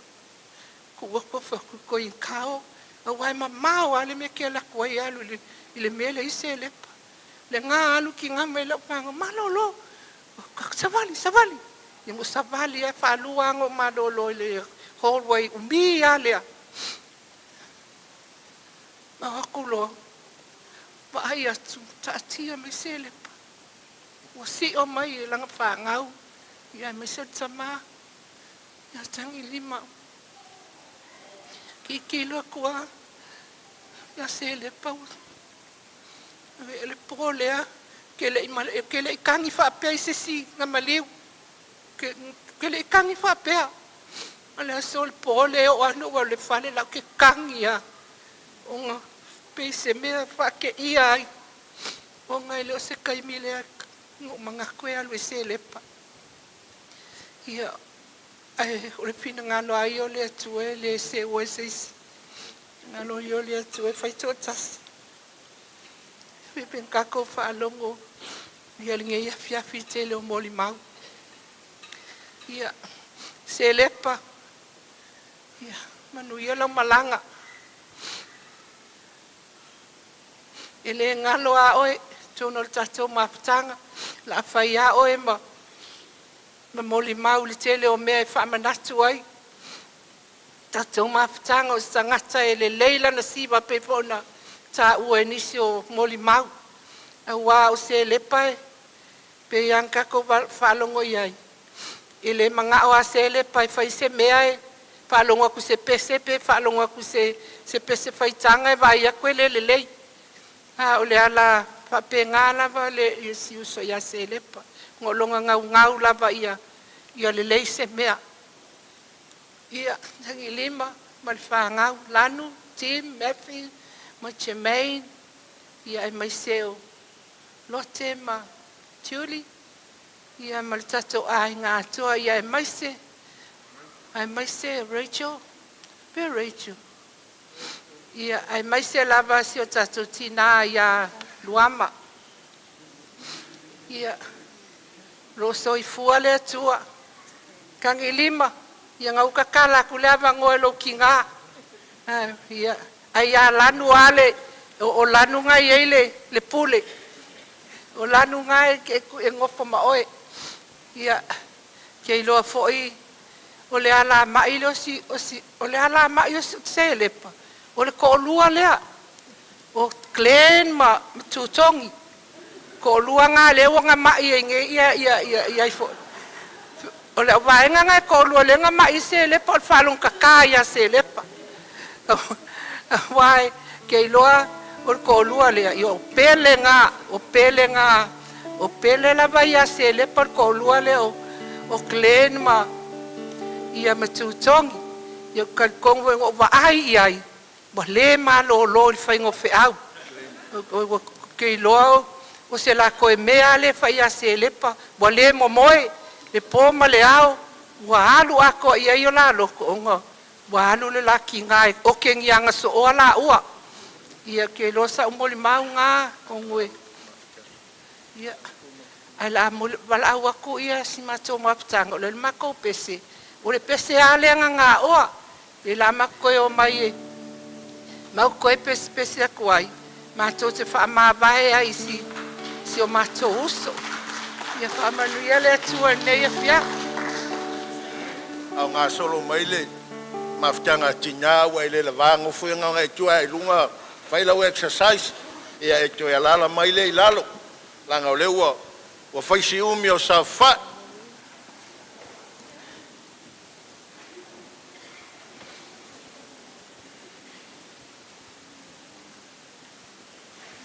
So mai lunga ia ma rumol pulela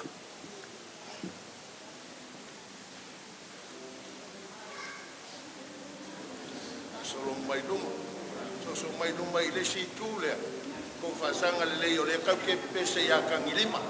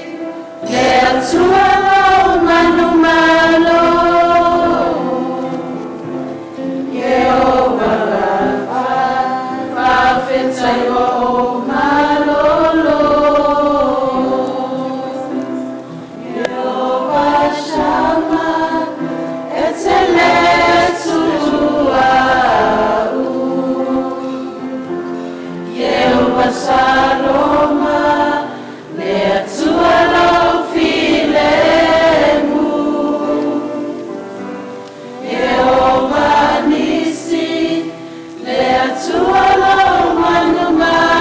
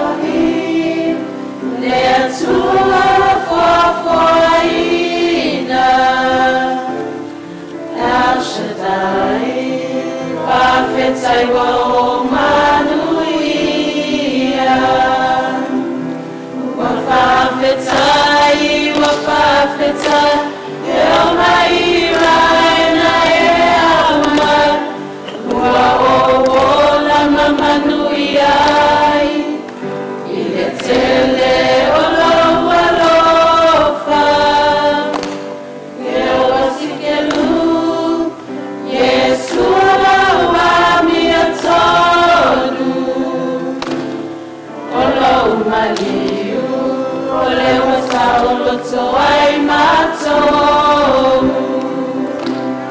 Wafafetai,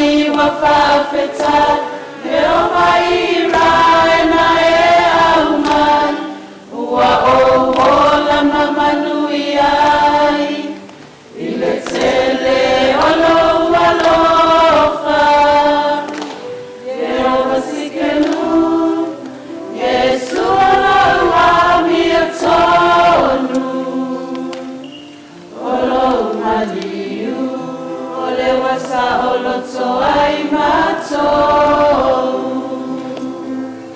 o lo umaliu, o le wasa o loto ai matou.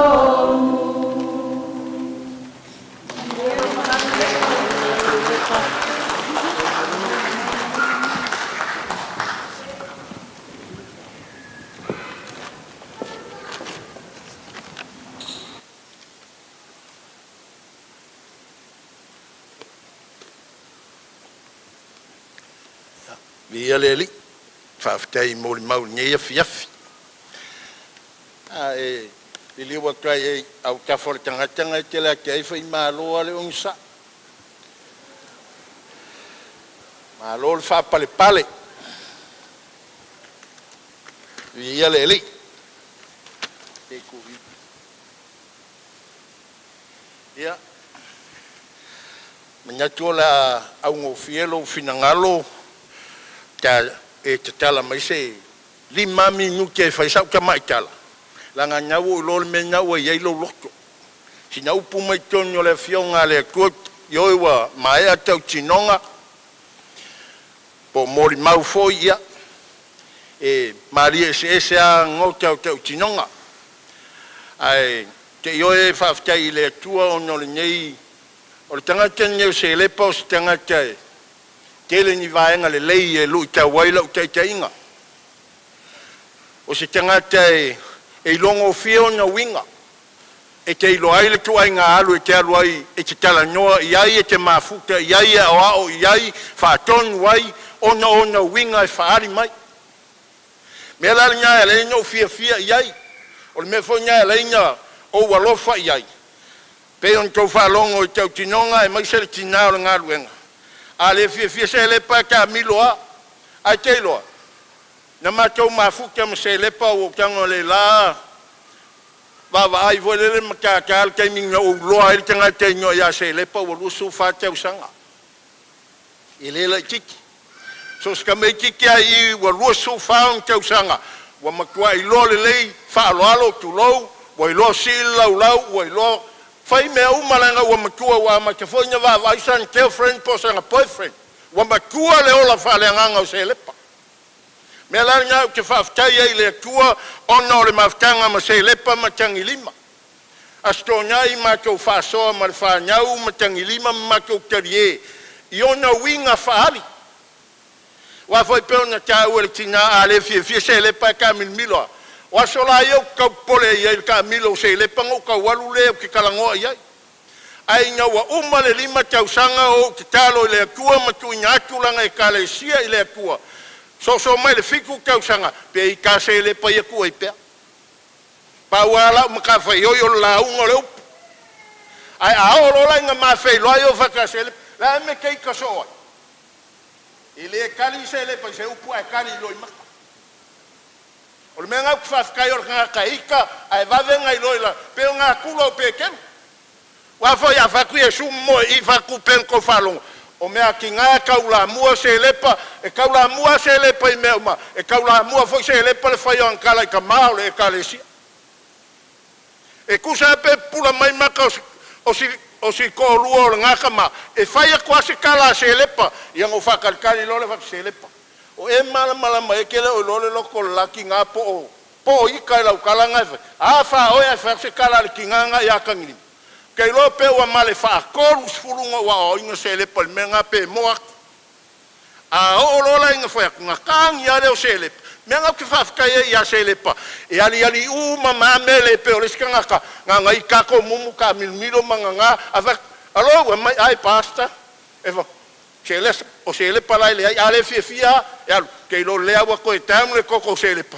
Malo ko le foi makala ma Selepa o se kanga kala o ke kali ko winga o se kanga ka langa la kala leng fa ka ngilima ma Selepa kangilima ma Selepa a fai nga mai au New Zealand ele akua nga o lua o ke la unga iai nga o lua o ke la unga iai se ia o nga bala au le tu me nga le fafka iai o le la ma mafuka le fa o mo le va o ki ko ka kala i ko kai New Zealand amen ele umila sa o ke kalanga lua fai upu ia la ka fai o ko fa pupu o le kala ia la salom le mon ko fa finga Maria Marita o ke fia fai ka winga la fai upu e lua.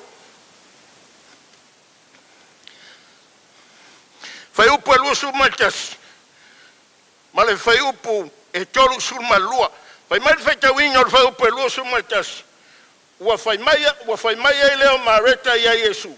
Leli ie, anya e ngei, po ua le oki lo tuangani. Fai mai kala il fai upu e tolu su malua. Wa foi Maria ile mea o ya Yesu.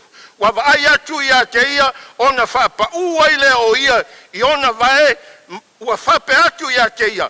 Lelie ana ngei po wale oki lo tuangane. Lua tangata lua fai upu ai tasi le fatinonga le anga ele ngei ele oki lo tuangane. O le kalanga Marita o le kalanga a Maria. Lona winga e ka mai I fam kalanga lea. Le kako mafkanga e ki ngā le oki. Anga fin tau kalale au whapea. Le upo Roma ngai whai kala Paula ya Roma, le kale sie Roma. Ia e mau ki ngoa, e ke le oki mo oe lava. E ke le ola foi mo oe lava. Ai wha au kūre kau kalanga le au whapea. Ia e poko e oki, ia e poko foi ola. Langa le kele soi fuanga le ua ngei, ua poko e ola, ai valea e oki. Ia pe poko foi e valea e ola, ai poko e oki. Lea lau ko e kau mwhai la fiafinya e kosa so o menga, o nga whao puinga leo se kau kalanga le fiafinya e whapea. E ki ngā le oki, a kangirim, e ki ngā le oki. Langa le kau kalal kuspai e le ai ma se si mea kusa longa ki ngā ma le oki. Hallelujah. Aka ko wawai kuspai a whai markala la poskolo Paulo ya kon nito. O le koe fili e whao maki o lea, o le oki. Ai whai markala ale kusi a kama sa e pelu le e pelu e iwa whai upo e lua suma fiku.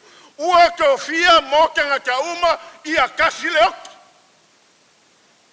O le oki la. Ia e mama lama ilanga le ua. O le whiaua ngafia e ilo oki. Ia e ilo fo yola. A e le ilo ola. Kau whenga le ilo oki. A e poko ke ola e ke poko fo ke oki. Pai merkala la poskolo Paulo. A longe yola. O ke le ngau ngau iai. Se ia, se whakingi le momoe. Na wala wing ai au ke iso Yesu. Hallelujah. Le lau wawai a kere ngei a fiafi. E karinga ka le oki. Ko ke lon menga ngā lenga sa e ila e o kupo Israel. Sau le kala wa oki le akari. Sau le kala wa whaya inga le o ngā sa e le ka vika mai. E apisalo mai. O ka ke fia oki e suia I oe. E ki ngā le oki kangini mai le karingo fi. Rua mai le karingo fi le oki. Usa makua ngange maa inga e karinga ka le oki. E le karingo fi e maisi o le whanga. Le kale sia I kon dio e le karinga. E le karingo fi le oki e ki ngā le oki. Langa le whai marikus paia. O le koe fili e whamukia o le oki. Ai malama le kala le leia ke wiso e sunga fia le mai. Ua ko fia mo kanga kauma ia kasi loki. O le poko ia o kuspaia. Ai se awa le fai mer kuspaia luoki. Ai fai mer kuspaia kasi loki. O so mai lor fai upul ngai lu so fiku leu kala ngoi. A so lo fai mai. Ai muri mai le fa miskonga la fa miskonga. Kala ngoi lo wolanga ai poko ke oki. E kala ngoi lo wolanga, ai le poko e oki, e kala ngoi lo wolanga, ai poko e ola, e kala ngoi au meo e ola, a fai ke le ilo fai lo wolanga e ola, e kala ngoi le oki. ngā lua leo waki. I lei masiso kākou I karia mele. Nanga o le koe whiri e whaamaki o loki. O inga ia kungunge. O le akungu e whai apoimi. O le kele I o kaimi ngā pisi eki. Mālo ka ngiri male o sa I mālo le whakoko. Wala o mai fo mai ofu le whangau he ofu. Abel ki ngā. Yanga apoimi. E le whai ngofi. Wala o mai Selepa ka ngiri mau ke fia ai koko osi o ke fia ai au ke fia ai. Pe kaunga kāpe a. Ngai kaunga whai a ongo la. O lau kaunga whai de mga onga lea mai. O le apoime po sikuai ngā me whai. E mwhai ngā whai ngā kenso lau apoime loia. E mwhai ngā kenso lau apoime le fo mai. E mwhai ngā kenso so se apoime I lau interview lau ngā renga. E mwhai ngā kenso. Ale apoime le mele. E le mwhai. Lango le kouwhinga le apua le mele. Pe ke musu ai, pe o ke musu ai, pe te ako ke musu ai. E saua. Me nganga rinko kingo la aposkol mai aolo nei ola o ke lenga o ngau iai. Ai se kingi la Moimoi, langa I lole amakanga lea, al fai ko koanga, o lesi la sanga la kako o aku ia. Ke lola lewa o hao mai leo ki o kako ki ngāri ngei po. A whai ngā kere o lei lohola. Ngā ei, whapea o e, manga iare o langa lea. Kilo la a whai o lo anti lea, a whai o lo o le arko ngā so kanga o lo uso lea, o lo kuangange lea, le ka le sia lea Selepa, o lea la o le oki Selepa ni mele. Wa fo len kai kaia, e lu ia o le mele, la nge o la unga, a walaku. Wa pale Selepa yang ngā ruenga, a ki ko mong pea u I lo whaka malama lo whaka le. Hallelujah. Kaulanga, lui kau kaulanga I ki ngā leoki. Ai lola I ki ngā leoki. O lau lapu ka inga, o e maa uri ngei, I le ngei kula.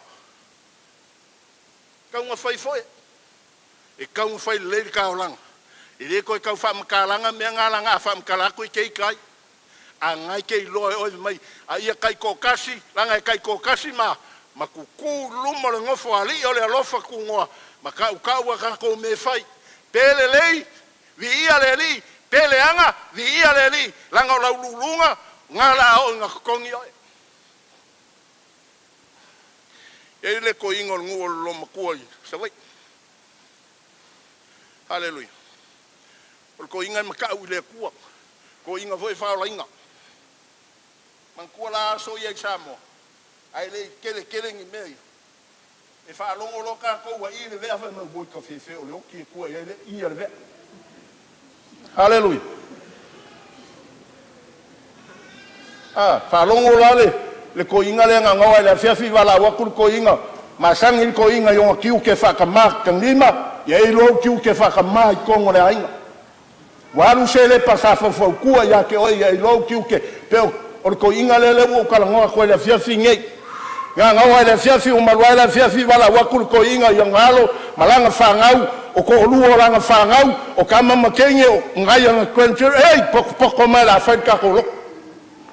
O mai lo e pese le peso loku e le lei mea uma ia Yesu pe a whakasi mai alua le pese se ia o ngai u le peso loko. Ka kalolo ma le ko inga lau le ko inga whangau ia le whamangu ia o le ko inga I supu. Ala ke talo ale ko inga mai lentu ai nge anga le lei mai le whangau o a mātou whangau. Ai I lo le vea le whako le vea lang. Whanonga kula ko inga la ka laka male I le vea mai kala le ko inga. Lentu ai mo whanongo atu le I le vea. Whamole mole, whama mau atua e lei sa ungi le ainga le nge. Ai loe ke le sa ungi le fiafingi. O le aka le ke kilo ye, langa I ki ngā leoki. Whas kai inga le kama. Kama whaola inga, kama e makau le kua whapokopoko le ainga. Usu le pese le lei mea uma ia Yesu. Lai whalongo, e le ngaka inga kakalo, ai la ngonga unkaringa. O leo ia o ne kau mai ai, e angai mai leoki. Kakalo lofu mai leku ai, whamole, whamau aku leoki. Sei ka penga le ainga. Hallelujah. Kei longa pongi, ke fiu e walau. Ai a whai e le ke le iloa ola, e ke le iloa oki. e maua o e valau nga langa ki nga le oki pe mer kala kusin me nga fai ka wi ole ai nga le nga ko ko nga Maria Maleka malaku nga ole ai nga le fai mai ngo Yesu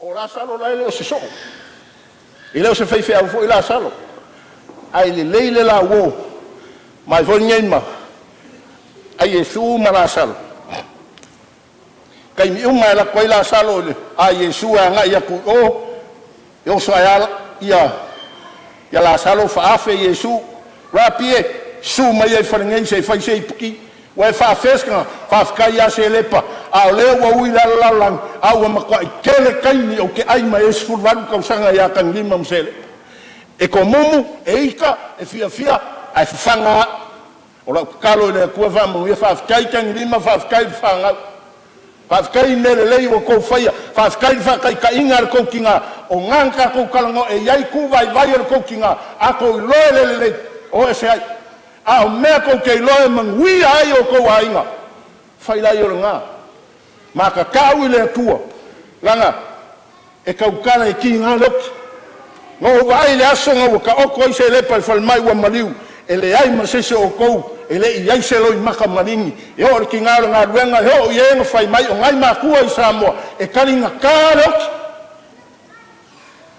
aya e lo le ku se sua malia le oki ai merkala la apostola o lo woki ke le ko e pole ai aisha nga ho woki ange ai mafuka ku lo ko mai le olo ai falva hallelujah me la nga le ye kala le mai o nga wenga la kamale o la sal nga fa longo la sal o peka ngi Yesu a makalonga lo su emen fainga fa ye ia seminga Yesu mam fainga tiken kus pa ye Yesu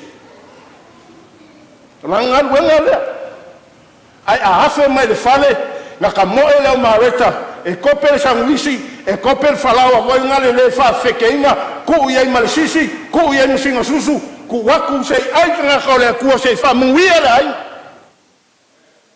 ai lo e fa ka mala ho ngame au ye fa pele ai fe au ye fa pele o fa alwe fa so se kasilang fe markus pa ia o le melea ka ko ke kalia ngai a ngelu malea male le lo a aferas ka lo fal a wa ole a ngale ngal ko ko wa ai ko fu ka mana ka fai ele nga ka ngalu le kamalea e so se me fai ai la unga Yesu e lo so se me fai ai se minga e lo so se me poko ai le au so mala la ko woli se fai ai le mafkanga ai longa ko finge ka penga ka mafkanga mai ele so vale le ka mai la songe fa malo ai ngal fa malo al fa ko fa malo vai le ku mlanga lo lua mama fiu ma ainga nga lua uso Selepa ma kuangange ai mai se kama kangi lima malfanga ele mkaunge le ko wa fu le ma me uma wa ko ulu ongor fa mo Selepa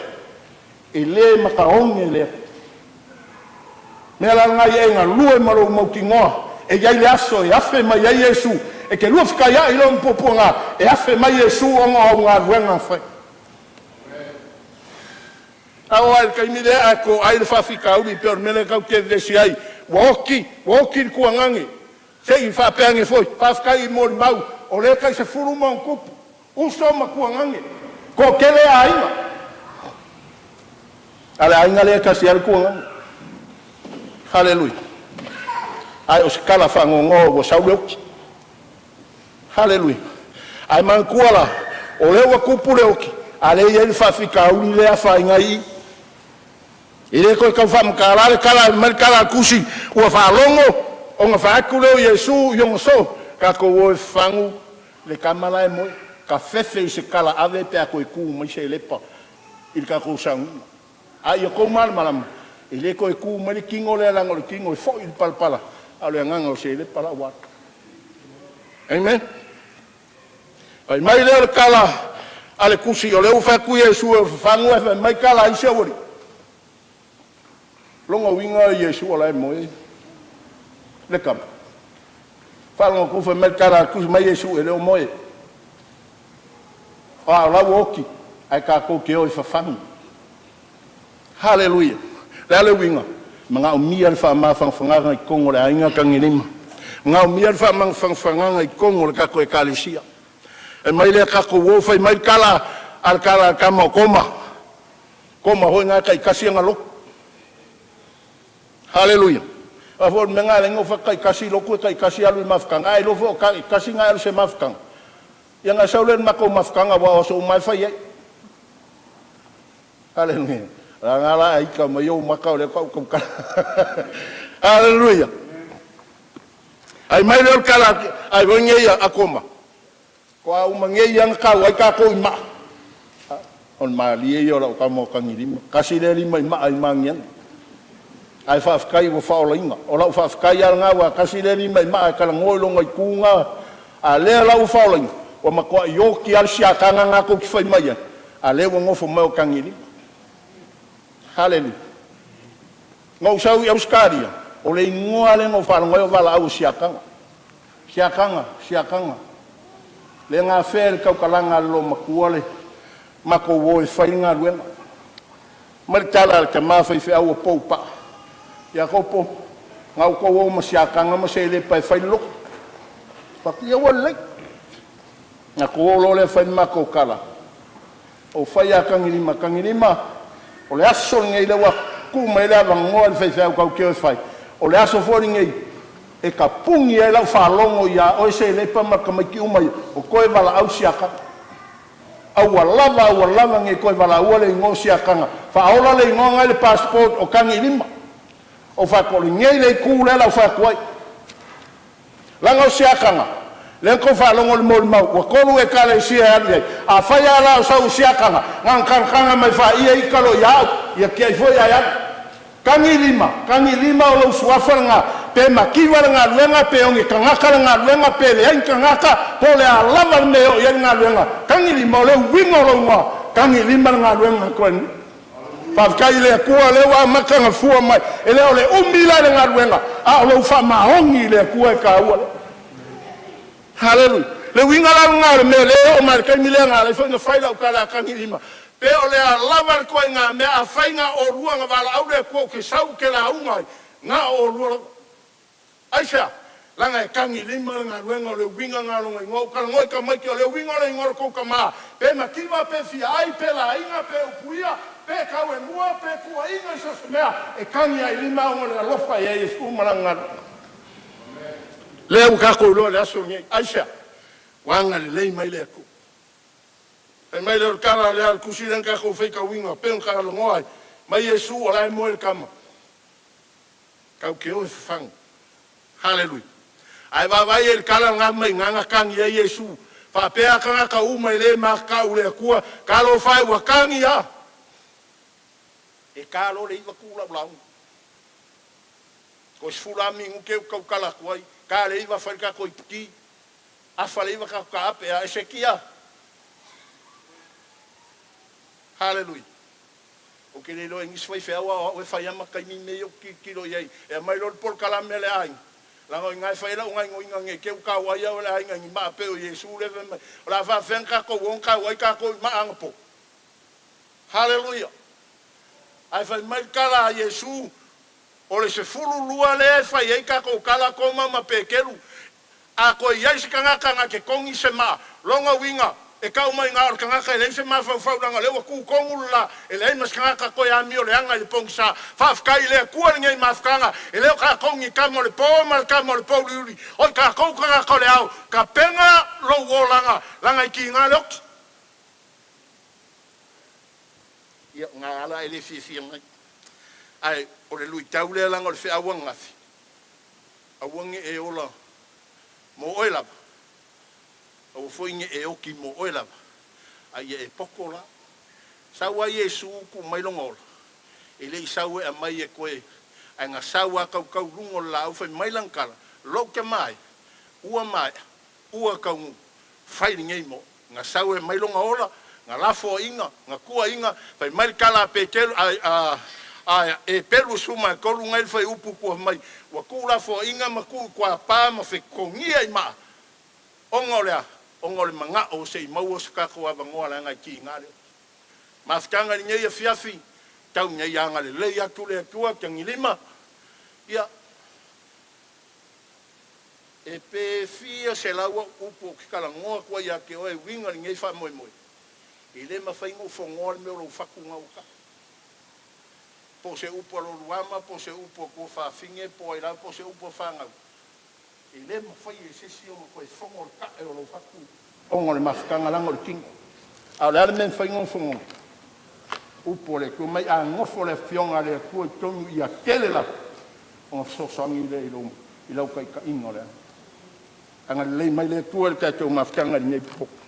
Tau nye ia, ta whimara le malanga a Selepa, ai mai se fo o e o whai mai o si o tātou ai. Ia iai le while mū o le kua le nei mawhakanga. O se rui tau mo tātou, a whai e ki ngā le oki. Ia ka ngole whai se mea maa ngai a, fia mai e le kua. Langa e leo koe whai ngō fia so iswa. Le kua le mātou ke māwho i le inga ia ke oe. Mea umo mātou whai a iai se uposo o le tau tala i lau au ngia wha mangalo.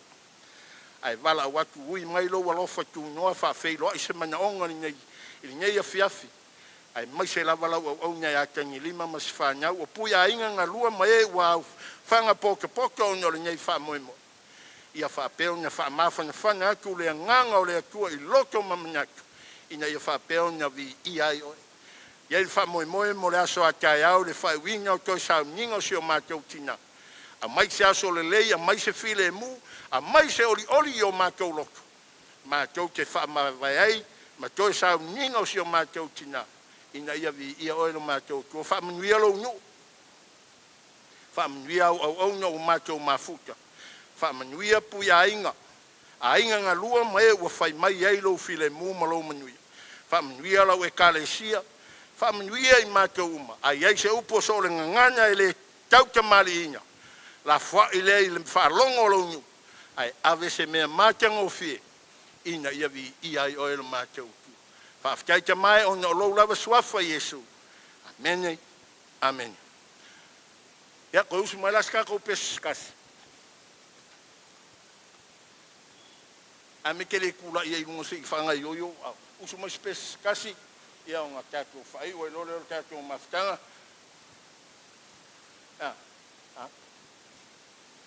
Ia whaamaro roki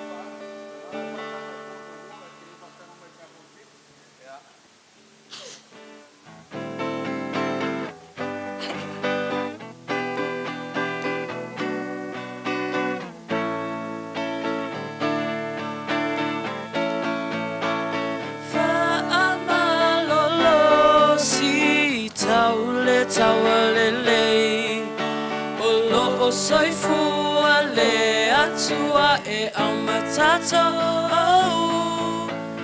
tau fi maui le fa atutua savali pe le tai mama oh yeah fa amalolo si tau le tawalelei soifua le atua e au matato tau fi maui le fa atutua savali pe e le tai mama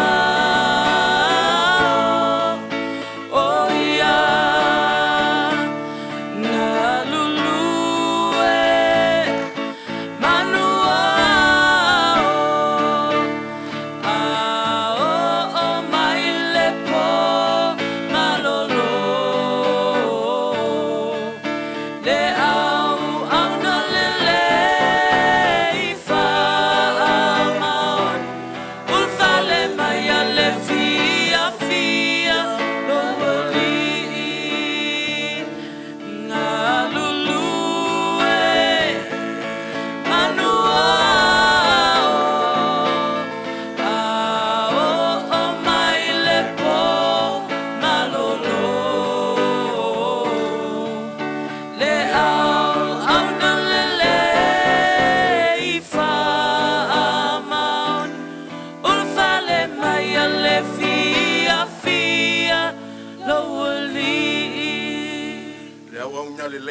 whamaungi o whale mai le fia o lo wale.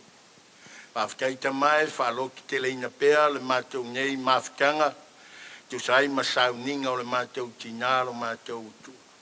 Ia iei lau wha malo longa li tino, i le mawhau ma le anganga, ina ia i mea uma i lau vi inga whaaftai lau wha amnianga, ma lau wha mawhanwhananga ia tani lima ma si whanau. Ai le ngata i leo le tina ia loluama, ma puia inga ua mawhai o na mori mawina le nyei wha moimoi le nyei aso. Ai maise lau e kale sia lo mātou ta mai lafo i atu le aso ataya. Anga le lei mawhatau nuina mea uma o na o lou lava suafa ua mātou vala awai. Amene, amen. Ia lala mai lalo le tātou. Mawhitanga, li ia le li, awhitai mea uma i o le tūlani ei o te ioia le atu atui. Sui o ainga ngalua. Ia li ia le li. Su mai lunei se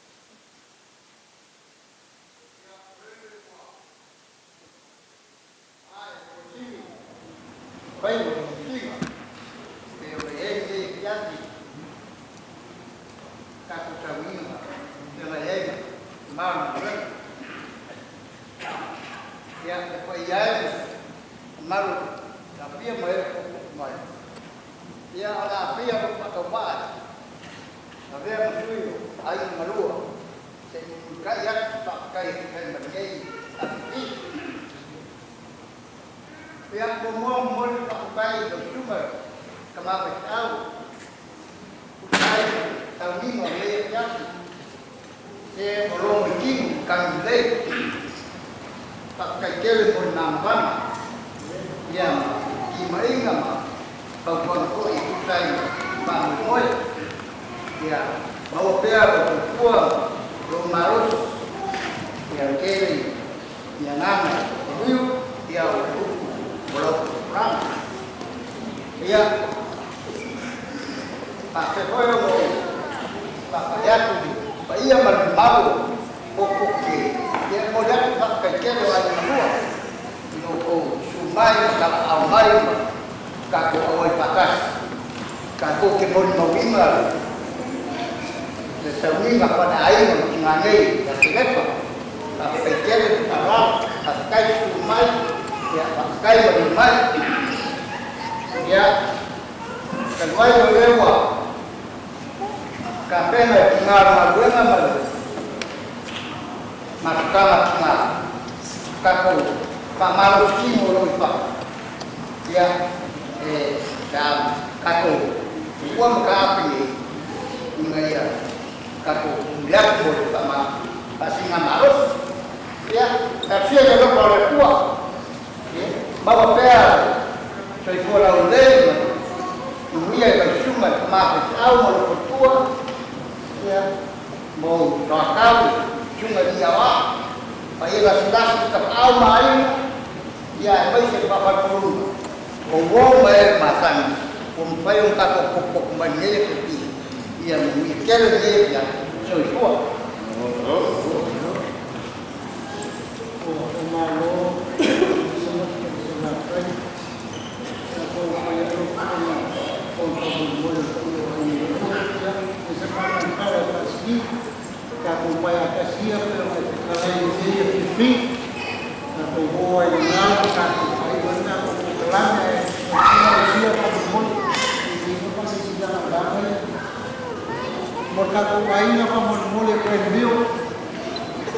Eu punya mereka kepada Islam ni pun orang yang tu bisa oleh mahkamah Cina ni lah orang nak kuat, orang ada orang le Latu sudah Selepa, orang yang suka kuat kuliah bamu di ini memang kalau dia orang umumnya suka kuliah sekolah dia orang pemula kalau le dalam dia orang yang bersifat kuliah bersama dengan kafu eu faço melhor agora lá eu vou calma eu faço cá com Moimoi mas falo lá non-speaking Samoans, we just on behalf of Samuelu family and the two families, we just like to ask you just to stay back till we take Selepa out, and we're going to have just a little plate up there for tonight for your dinner home, yeah, and make your way home. Thank you.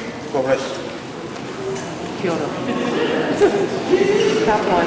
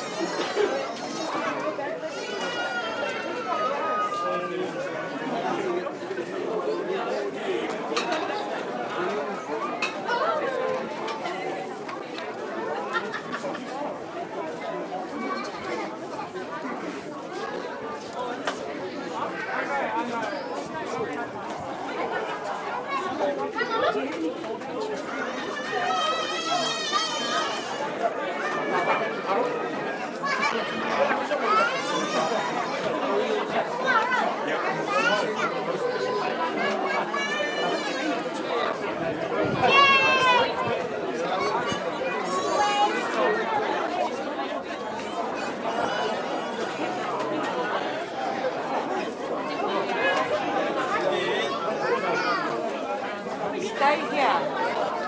Yeah. Stay with Papa G. Don't go anywhere.